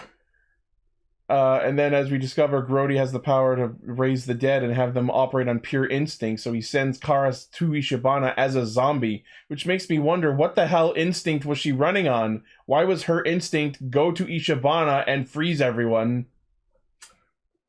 Listen. Well, okay, she was on, spoilers, she was undead, right? Yeah. Was she in control at all? No. Grodie mentions when he raises the dead, he's not giving them orders. They just start acting on instincts. That's why they're, shuffling around. Home. Ishibana is not her home. Oh, wait, no, sorry, not... She went to Rita, is what I'm saying. Oh, that might be it. Yeah, I have to find Rita. Yeah. Because that's where Rita was. But how would she know that Rita's in Ishibana? Why does anyone know where anyone is in this? They have the same eye. They walk across continents. Drawn to her power. This is really fucking dumb, but you know what it could be? Maybe Gokon was behind Ishibana from where she was located. Oh, it's like you go far enough east, you'll eventually go west. Exactly. To back up. Someone pull up a map. She froze the equator. Wait, no, they were no. They were in Gokon when they were unfrozen, so she had to leave Gokon to go to Ishibana. So that doesn't make sense at all. I'm stupid. None of it makes sense, Ichi. At least now we know that Gokon and Ishibana are just north-south of each other. Yeah, that makes it better. I mean, she walked across frozen water, so it doesn't matter. Yeah, so they down Karas and then discover that, she's already dead because Kamejim murdered her. Yeah, ice zombies, we got White Walkers up in this. Yeah. I love that one moment where it's just they're just going, I can talk to Karas, I can see if I can get information from her, and I can maybe talk to her, catch up with her again. I'm afraid she died. Days ago. What? No, just the nurse comes in and just the first thing I'm afraid she died. But he just said woo. That was ice escaping from the folds of her face. Yeah. No, from her eye. Oh my gosh. All the bedside manner of a fucking chainsaw. That was a really weird and abrupt, that moment where she walked in and went, I'm afraid Karas has passed away. That's where the audience learns that Karas is dead. Yeah. So that was really wait, what? But I'm just imagining that from Rita's point of view, her mentor of several years back who taught her everything she knows. But I just hugged her! And mother figure to her. Nah, she dead. She dead. And this is what I'm saying about why this episode feels like the last vestige of a bad writing week or something, because there is some rush to shoddy writing in this episode. This was written during the strike. Maybe. No. They didn't film this in the last month. Tokusatsu is kind of that. What? You might be right. Maybe. Tokusatsu does have kind of quick turnaround. I don't know if the writer's strike had much to do in Japan. I don't know. I'm just putting it out there. I think these guys fall under the Hollywood unions. Yeah. Over there, I don't know that. So after the quote-unquote invasion happens, Himeno goes, no, now you have to tell me your backstory. That's the rule. Yeah, I get invaded, you tell. It's only fair. And you also have to kiss me. That can be off camera. So now we finally learn what's up with Rita.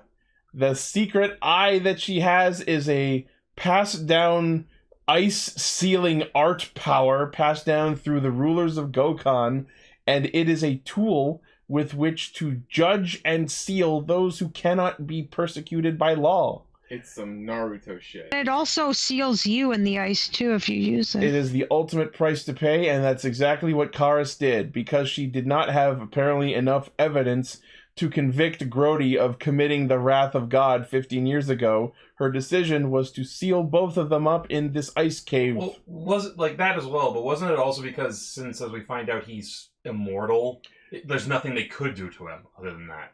I don't know if that was a factor, but it could be. It wasn't explicitly stated because, like, it doesn't matter if he can't die. They just have to throw him in prison if he gets convicted by law. But this guy's like super powerful also. Yeah, like, it was another factor was probably, oh, he's also busted, broke strong, we can't contain him. Exactly. Like so all of the above, Professor. Yeah. My question is, 2 of this unstoppable god guys, ultimate soldiers, were on Q, like, at that point? What do you mean? Because, like, the first one would have been, what's his face? Kamijin. Sorry? Kamijin. Yeah. But that would mean that, this guy would have had to have been there at the same time as him. Why wasn't he bumming around with his boss in space? They got an entire cosmos. Because he was sealed in the ice by Karas for 15 years. No, I get that, but what was he doing there 15 years ago? Killing people. Yeah. Like, he was just... He caused the wrath of God and killed a bunch of people. No, yeah, like that's Dagden's whole thing, is like start conflict. Yeah. So that's just like... I was just like, so he sent 2 of his best guys over. Yeah. Okay. Why not? I guess. It's like sending 2 members of the Ginyu Force. Yeah. Oh yeah, that shot of Grodie waking up Karas with his hypno eyes, fucking terrifying. Yeah. All right, so I think this is when we should talk about this. What's this guy's full name? Do we have that? His name is Grodie hold on, did I have it written? Grodie Leucodium. Leucodium. Yeah. Grodie. So, like all the other villains, this is based off an insect of some kind. Even though he, as we know so far, only has a humanoid form. Yeah. But that's why I'm kind of wondering if we're going to see something eventually. If he's going to eventually have a monster form? Well, yeah, because, okay, what he's based on... Sorry, it's not an insect. It's called the Leucodium paradoxum. It's a flatworm. Oh. Right? And this thing is known for possessing snails to make them get eaten by birds. Jesus. Yep, it's one of the parasites, because I was thinking it would either be based on cordyceps or that. So it's not the snail, Ichi. It's like, click on that. It's the pulsating shit. Yeah, I don't like that. I don't like that. You know, that's fucked up. Yep. Isn't it amazing? It mimics worms so that birds will eat it. Mm-hmm. Wow. Birds get the parasite. Grodie, Cordy. My point is, maybe he's got like a form inside of him that's gonna come out. Yeah, I was thinking maybe he possessed a human body and that his real self is like in there. Yeah. That's an interesting thought. That's why the body always looks like half dead. Yeah, actually. Yeah. We learned I think that would make a lot of sense. We don't have like an explanation for it yet, but Grodie says that he can't die, and this is actually it. He's like a really fucking twisted character. Like, he's obsessed with death and hates the living, and that stems from him being immortal and not being able to die. Got a lot of nihilists in this show. Yeah. He's kind of like, he reminds me of Merlin during the magic duel in Sword in the Stone. He's like, I've become a germ, a rare disease, and you've caught me, Mim! What? Yeah, like, he legit also sort of reminds me of, like, literally Kenny McCormick when he's Mysterion. Yeah. Like, I can't die. Like, it fucking hurts. Fucking so here's the question now. If Grodie can't He looks die... like Cyber Six, though. I know I mentioned that before, but... My immediate question is, so if Grodie can't die, what would happen if him and Doug fight? Can Donald die? If Grodie can't, could he beat him? This is one of those. If so, why does he serve him if he's superior? This is one of those. Could God make a burrito so hot? But here's the thing, though.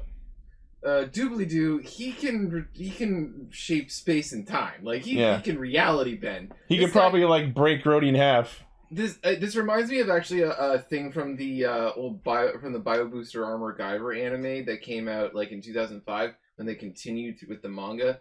They introduced a character named Alkenfell who could like reality bend. Like, you know, if you came up to him, he could just explode you with psychic powers. And this one guy named Aptum, who couldn't die as long as he could absorb the tissue from other like zoonoids like him. He went up against Alkenfell, and Alkenfell just like popped him, but Alkenfell couldn't kill him, and he couldn't control him. Mm-hmm. So I'm thinking that maybe that's the route they might go down. Like he can't kill him, but he also can't control him either. I gotta say, my favorite moment in the whole episode is in Ishibana after they bring Grodie in. Mm-hmm.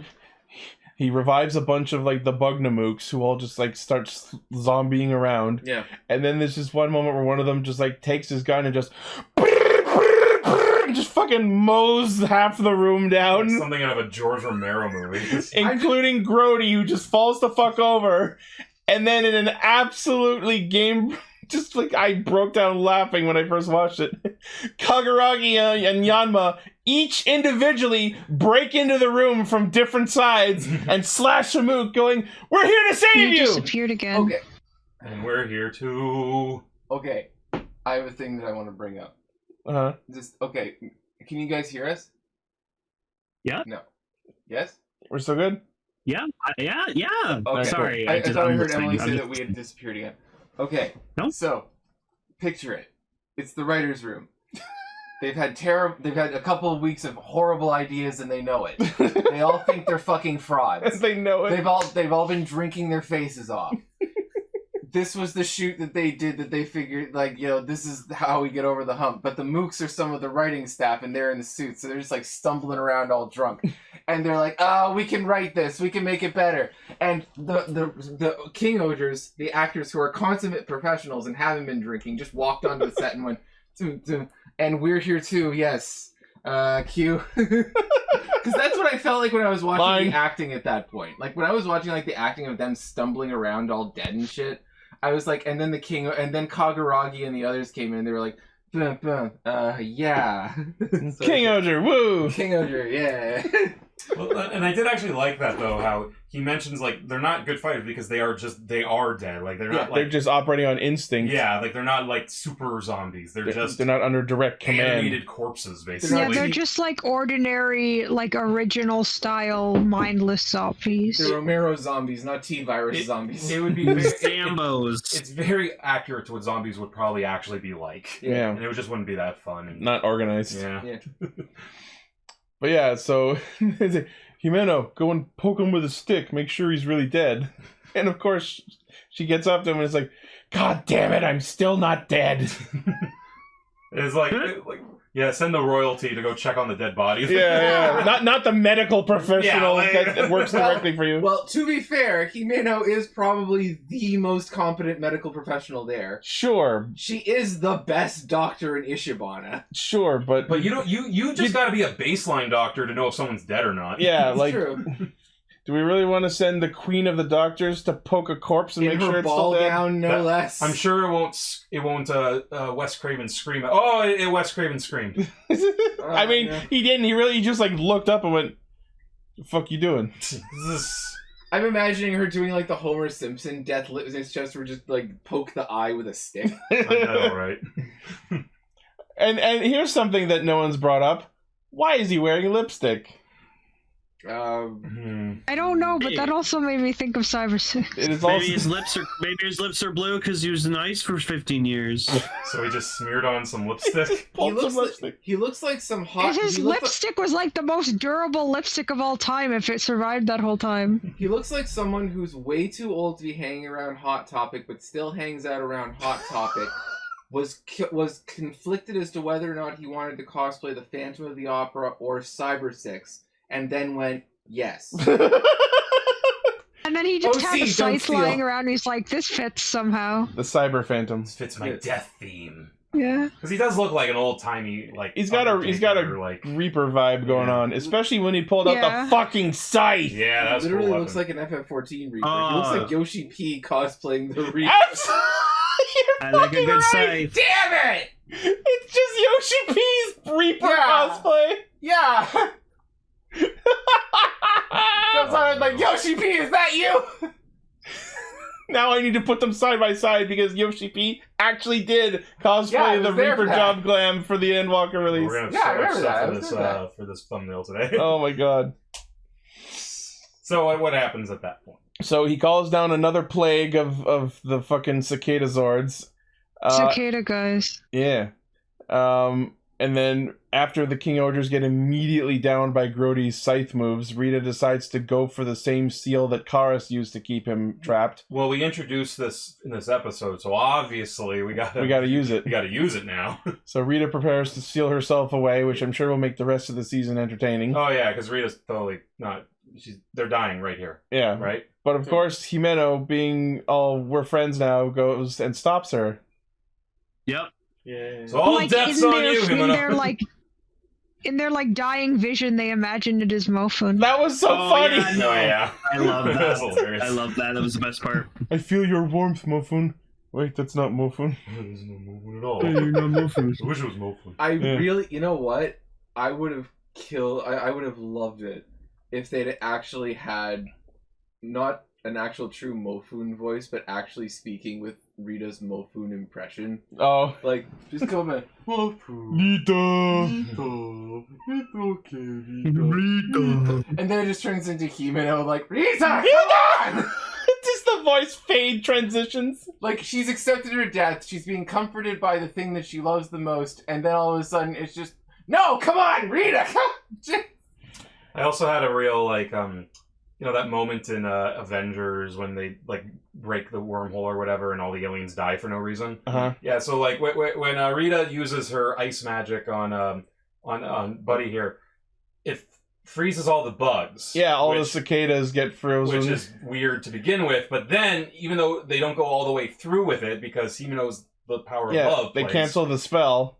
the bugs freeze. Yeah, they just stay frozen and then just fucking drop in the water. Because we had to wrap that up. Yeah, the only explanation I can give is that they actually just froze from the ambient temperature. No, yeah, that's what happened. No, then why didn't any of the Ogers also freeze? Power of love? Protagonists? Yeah. I don't know. Protagonists. Bad writing is what it is.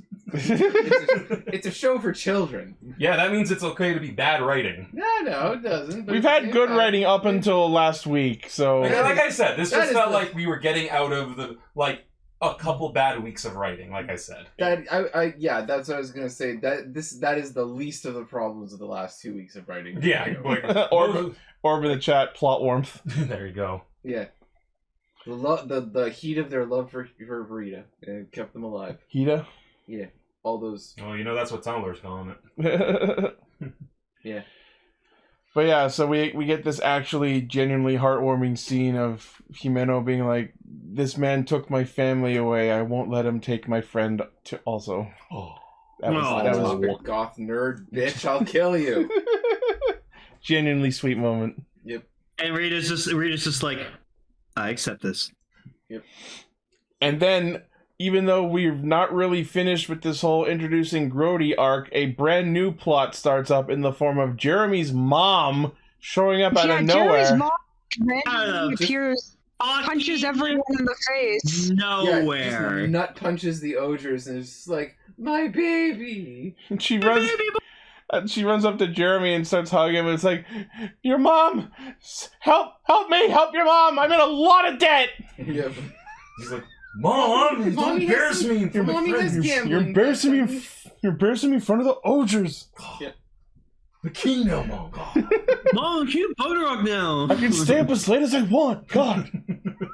Just imagining him introducing them as it's like, no, you No one becomes friends with my Jeremy without my approval. You all have to work hard. You all have to prove to me that you're his friends, and that's the next episode, probably. I have no idea what the next episode is about. It clearly involves some Jeremy-related flashbacks. Oh, between I'm glad it's a Jeremy episode, because I want to see more Jeremy. You'll probably have your plushie. I want to approach more rapidly. You'll probably have your plushie by next episode. I was gonna say, though, between Hillbilly and I will, but Jeremy's mom here. Oh, we're new crop of furries. Yeah, no, the Twitter has been lit up the last fucking week about Jeremy's mom. It's genuinely concerning. People want to be fucking that kaijin. Oh yeah, Jeremy's mom's got it going on. Yeah, and here's Jeremy's mom. Orb is mentioning something. I know people in our chat have been mentioning it before, but here's the thought. So we have a character here who can revive the dead. Zombie Rackley's. Let's go. Oh my god, that's not possible because he's still alive, so... Well, this could be a way of having our cake and eating it too. Exactly. Exactly. A zombie Rackley? Oh my god. And then he'll just straight up be Jon Snow, Lane. No, he'll be the mountain. Oh my god. Or he'll be the mountain. Well, you know, this could be clicking. He got stabbed by his brothers. Could you fucking imagine zombie Okuwagata Ojo? Oh my god. Okay, the more you say it, the more I want it. With like a broken helmet, you can see like decayed suits. Let's do it. The cape's tattered. Yeah. Just in time for Halloween. Oh. I mean, man. Oh, I like that. It's probably not gonna happen, but that would be cool. You know what? I will count it, and that if he comes back as a zombie, that also counts as him like still confirmed as dead. So I will still buy the Ojikawa. Oh, you know what they're gonna do. Okay, so you can. The whole thing is you can pass on the ability to do the freezing thing, right? Yeah. Okay. Here's what they're gonna do, because I'm calling it now. I think that's how they're going to deal with Dagden in the end. Like, seal him in ice. Seal him in ice. And to do it, so this way it doesn't happen to Rita. Rita will pass it to Rackley's, and he's gonna do it. Yeah. That's no. What's gonna happen is Rita's gonna get a new form. You can't say things like that. We do influence how this goes. Rita's gonna get a new form, and it's gonna be called Mofun Oger. Has anyone made that yet? Someone make Mofun Oger. Oh, I want to see that. No. Ah, yes, my favorite insect, the Yeti. The Mofun. Have you ever seen a Yeti crab? Oh, a Yeti moth. You mean like the Pokemon? No, there's actual Yeti moth. I don't know, but I know there's a Yeti crab. They're Yeti crabs. I fucking love Yetis. Yeah, like fucking what's his face, Crabominable, whatever. That's what I was thinking of. Yeah, I love that guy. Crabominable. I've been calling a Crandall. Yeah, so... Open Orchard, make it happen. So yeah, Kingohger. Jeremy's mom. We're on the uptick. Now his mom is back, and according to Twitter, she's got it going on.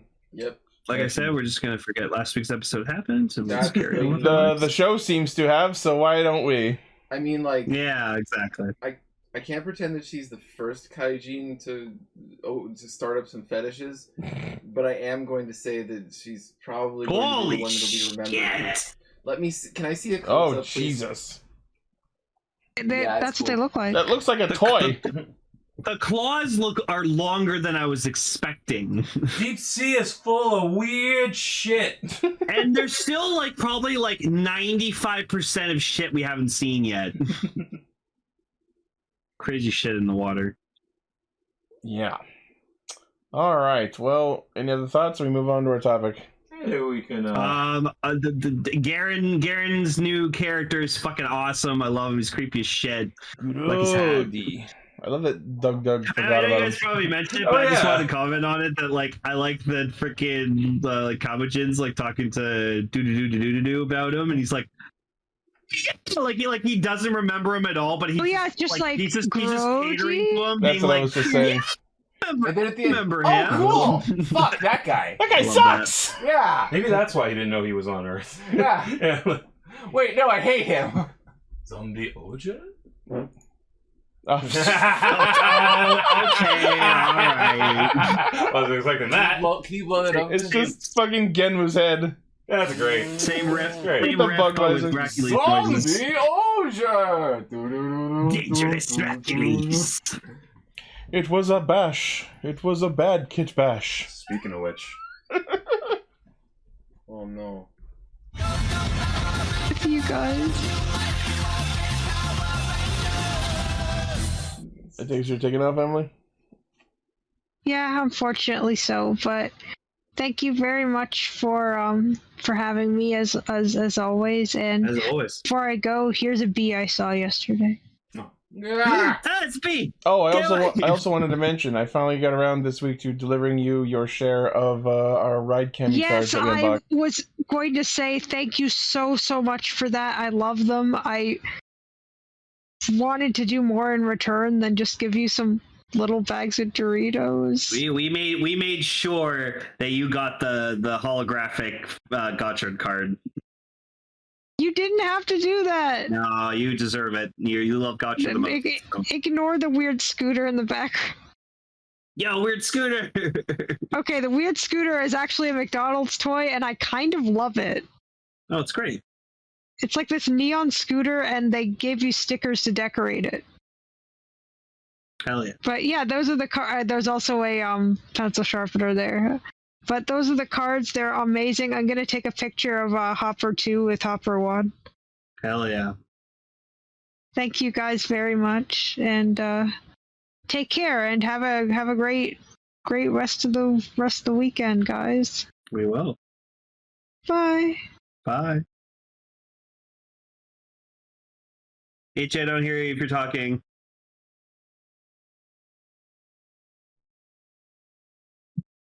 Damn, Discord hates you today. There. Oh, yeah, you converted to the other mic again. Yeah, you have something. You have something connected that's like making your Discord go to that. Testing. There we go. All right. Yep. I really don't know why my computer is fucking pissing me off today, but we're gonna keep going. Feature topic for this week: Lord Zedd's Monster Heads. It's a glorified Halloween-themed clip show. Oh God! This is going to be the No, spookiest okay. thing.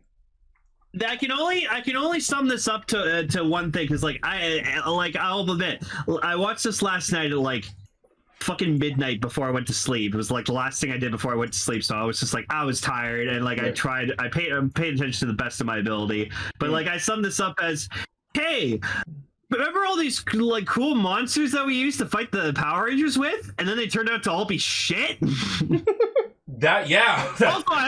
Also, he's fucking jerking off Serpentera to like no end. Which that Like, does go with bullshit. Zedd though. Yeah. Well, okay, so like the premise of this is actually kind of like hilarious in a way. Like Lord Zedd's looking down on Earth and it's Halloween, and Lord Zedd gets into the spirit of it, and I love it. Yeah, there's no evil plan. There's no nothing. He's talking about it like it's an evil plan. Like it's the best He evil wants plan he's party. ever come up with. He's like, I'm going to throw the best Halloween party in the galaxy! And they're like, yeah, brilliant. What? Hey, remember that monster we made? Well, actually, Rita made it, but remember this one? He sucks, but I invited him to the party! Roll the clip! Which that implies none of them died. Yeah. Like when you No, they just remade them. Oh, is that what they did? I mean, they remade them. They made them the first time. They could just remake them. Yeah, Oh, just man. made it clay. Finster's working overtime. Yeah. But yeah, like that's Finster, I order you to build me 20 guests for my party. because like this was I believe like one of those like VHS things you could just buy at the store. Yeah, this has the feel of a direct-to-video special. Oh, this is 100%. And like I looked into it, and like it's all stock footage. It's like it's all stock footage basically. Total And background. you just have like Lord Zedd like talking over this, and that's fun because Robert Axelrod, man, what a pro he was. Like, Oh, yeah. You got a credit. Like he got a full frontal. he did. credit on Like, this. we got that. It was also interesting to see in the credits because it shows like old cast and the new cast. Yeah. Like all together in one thing, which is kind of interesting. I love that there was just one screen of the credits featuring the Mighty Morphin Power Rangers. That's a Which, code when for you're thinking about a publication that is made by the villain's side, yeah, featuring the goody goods. Yeah. Fuck them. Featuring, by the way, featuring those fucking teens. Yes. I will say, like, I know it's just all like Jew Ranger footage, like except for like the stuff that you notice, it's like the American film stuff. Mm-hmm. Yeah. But like seeing like the original like footage of them fighting monsters, it was just like immediately nostalgic for me. I was just like, I was like, oh my god, I'm like 5-6 years old again watching Mighty Morphin Power Rangers, and I was like, oh my god, the suits look so good, and like the sounds when they fucking kick, like I love that sound. Oh yeah, that whipping, that yeah. You know what I wish they'd included in this special, and I think that this is a really underrated monster. Well, it's technically a Zord actually, Cyclopsis. Yeah, that's Goldar's Zord. Yeah, I wish they'd have included that in this. I would have liked some. Well, it's about monsters. No, I know that. Although they do have Serpentera. Which is a monster. I mean, I'd even argue Cyclopsis is a monster too. Yeah, to an extent. But you know, they didn't. Semantics. Like it might have honestly been. It might have honestly been based off which costumes could they get again. Maybe because I'm assuming that scene at the end wasn't the party scene had to be original, right? So it's like, which monster suits can we easily access? Yeah, and then it was like, oh yeah. You know what's bullshit that they didn't show the Frankenstein's monster from other Halloween episode. That's what I thought they were gonna do because it's a Halloween episode, so it's like we're gonna get the scary monsters. Yeah. And they start with that. You had like the pumpkin. Like, you had the... Pumpkin Rapper? Oh, God. You got to see Nasty Knight, Eye Guy, Terror Toad, Silverhorn, and Serpentera, and, like, Snizzard was in there. I'm like, hey, we just saw you in the Once and Always special. Bryan Cranston, what are you doing and then here? There was just one scene at the party out of nowhere. It was so nonchalant, but I'm like, is that Jafar's staff in the corner? It was just, like, right there, like...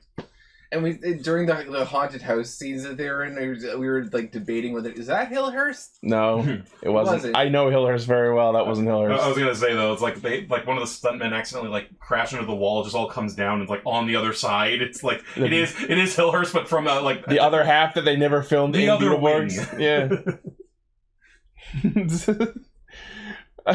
Just halfway through the special, Lord Zedd decides to shift gears and talk about the time they used 2 monsters, and then before they've even cut to the clip show, they cut to Squat, I think his name was, whichever one he was. Yeah. Remember when you said more than one monster?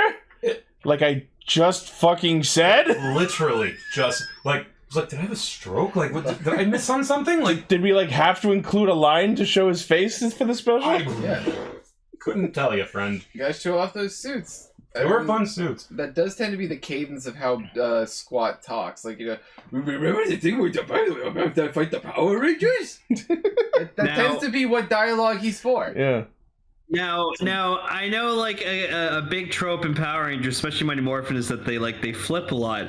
But holy shit, was Kimberly going so overboard with the fucking flipping? I'm like, holy shit, give it a rest, woman! And she's like flipping backwards while moving forwards, and I'm like, young lady, in this house we obey the laws of thermodynamics. Is it any weirder than Ninjetti corkscrew kick? No. At least that is explained by like ninja magic. Cool, though. That's cool though. This is stupid. Oh my. Can fly. As we all know, pterodactyls backflip. Yeah, just the same way Spinosaurus Barry. She's the gymnast. That's why. Like, she's a gymnast. Yeah. But I think my favorite part of this special is like not even the clip show shit, but when Zedd starts starting the party. Yeah. He looks over at Snizzard, goes, I want some music now! Warps Snizzard out of the scene, warps an organ instrument down into the scene, and then warps Snizzard back into the scene, sitting at the organ so he can play him some goddamn piano. I genuinely thought that he had turned Snizzard into a living. That's what I thought. Yeah, and then later we actually see like the fucking snake on the organ. I'm like, wait a minute. Like, I wonder if that was the original idea. Like, but to be fair, that is such a Lord Zedd thing to do. Just to like, I'm going to transport you 5 feet across the room. And you know what? That would have technically been murder. And what a flex! Power Rangers.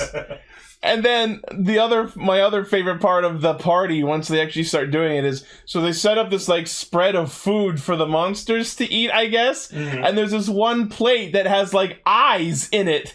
and I'm like, wait, they invited Guy. Yeah, and there was such a missed opportunity there. I just wanted him to walk up and go, hey, what the fuck?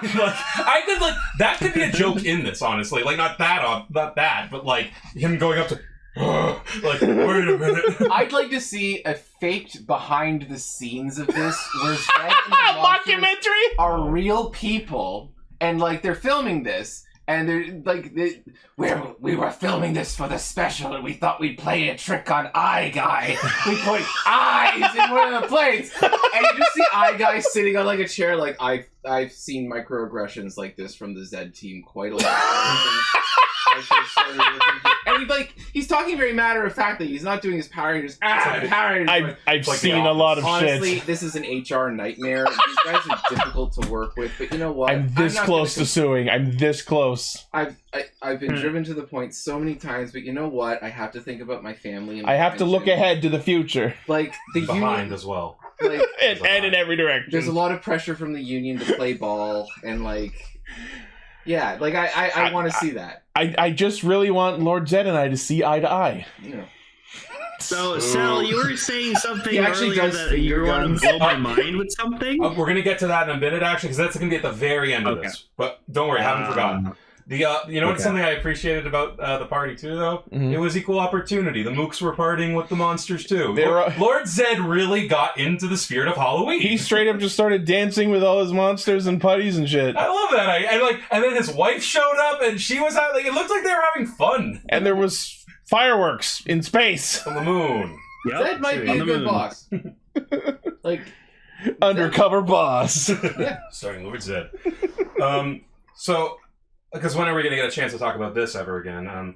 I just really, really want to give props to Robert Axelrod. Like, just that guy just never half-assed anything in his life. Oh yeah, especially the Lord Zedd voice. Like, that is one of my favorite voices in fiction, like a voice-acted role. Yeah, and Lord Zedd himself, one of my favorite designs ever.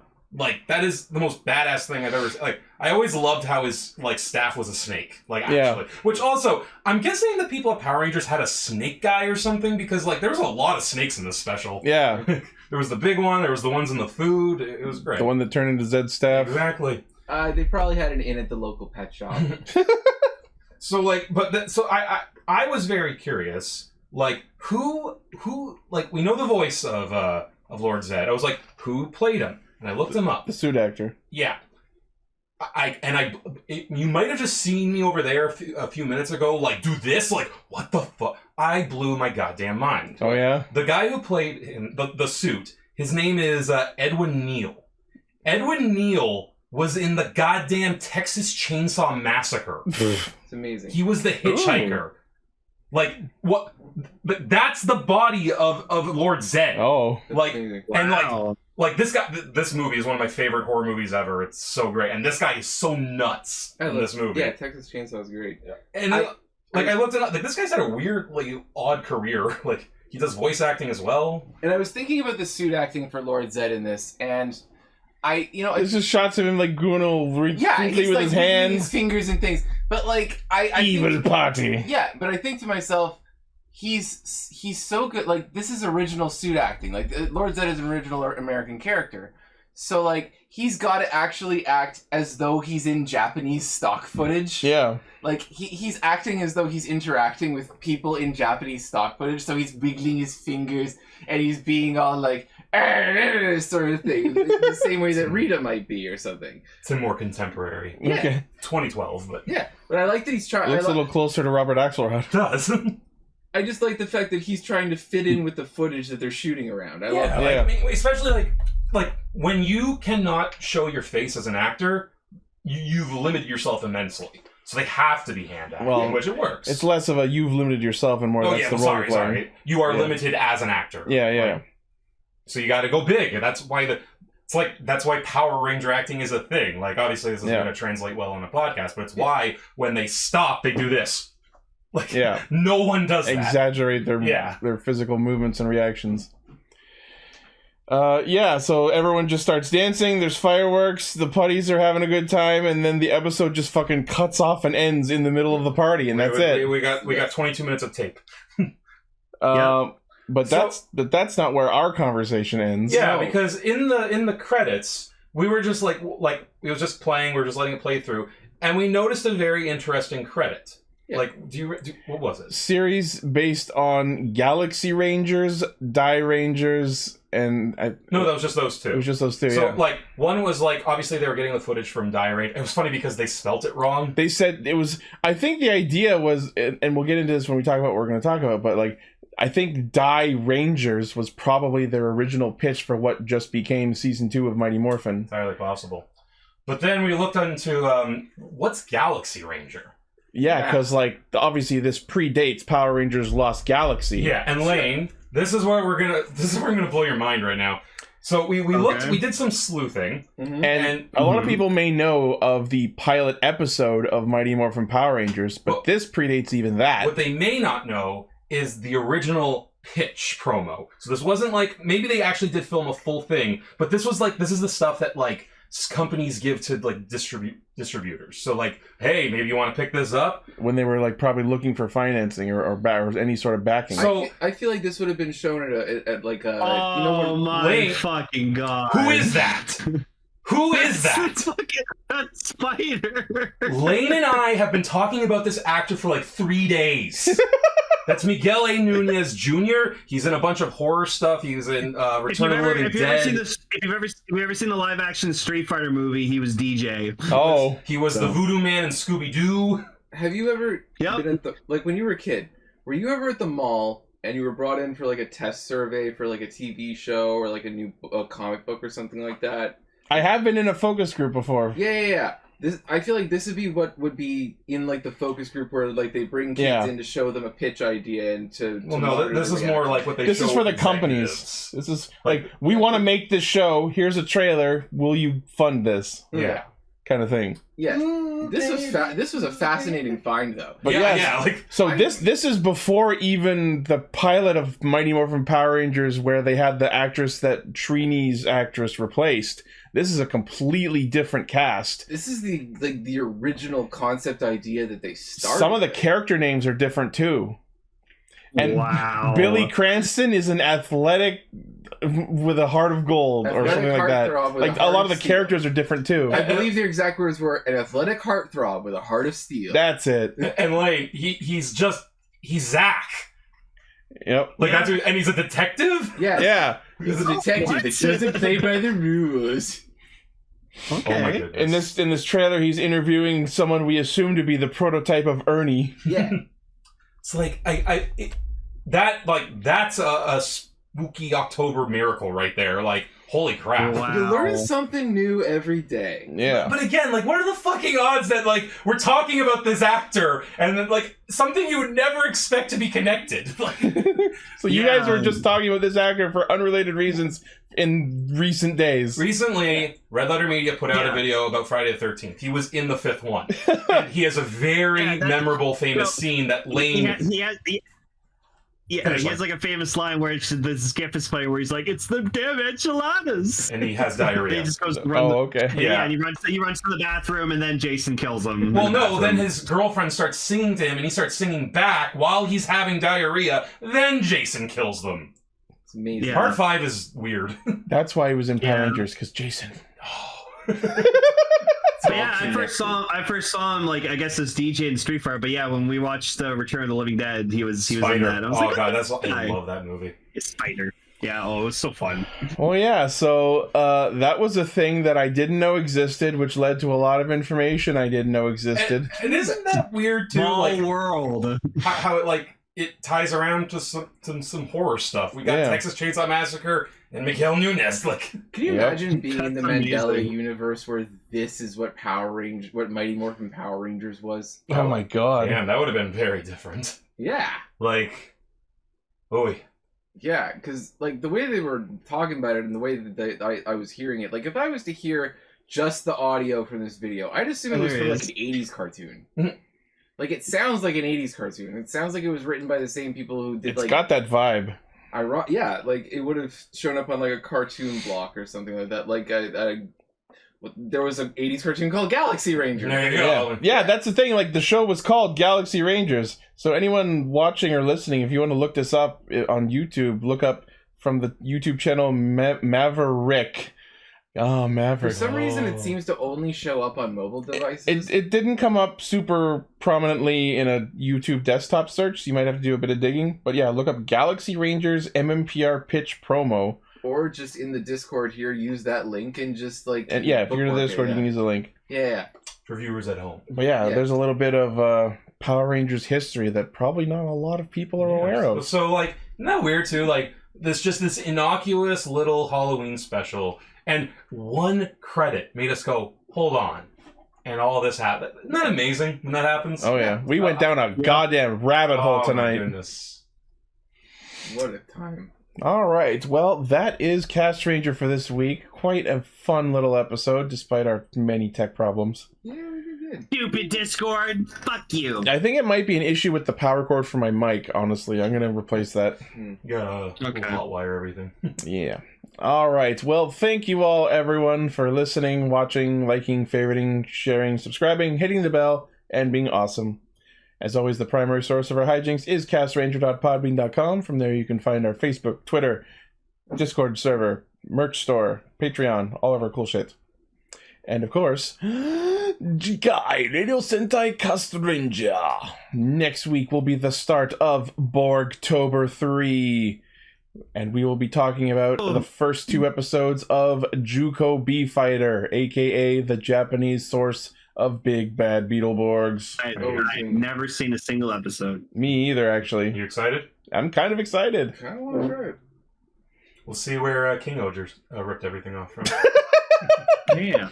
I wonder if there'll still be 3 typical average kids who love to read their comic strips. Somehow I doubt comics will be less involved. What you just said, mate. Anyway. Yeah. I know what you meant. Yeah. All right. Well, thank you all once again, and we will see you next week. Hey, y'all. Bye. Happy spookies.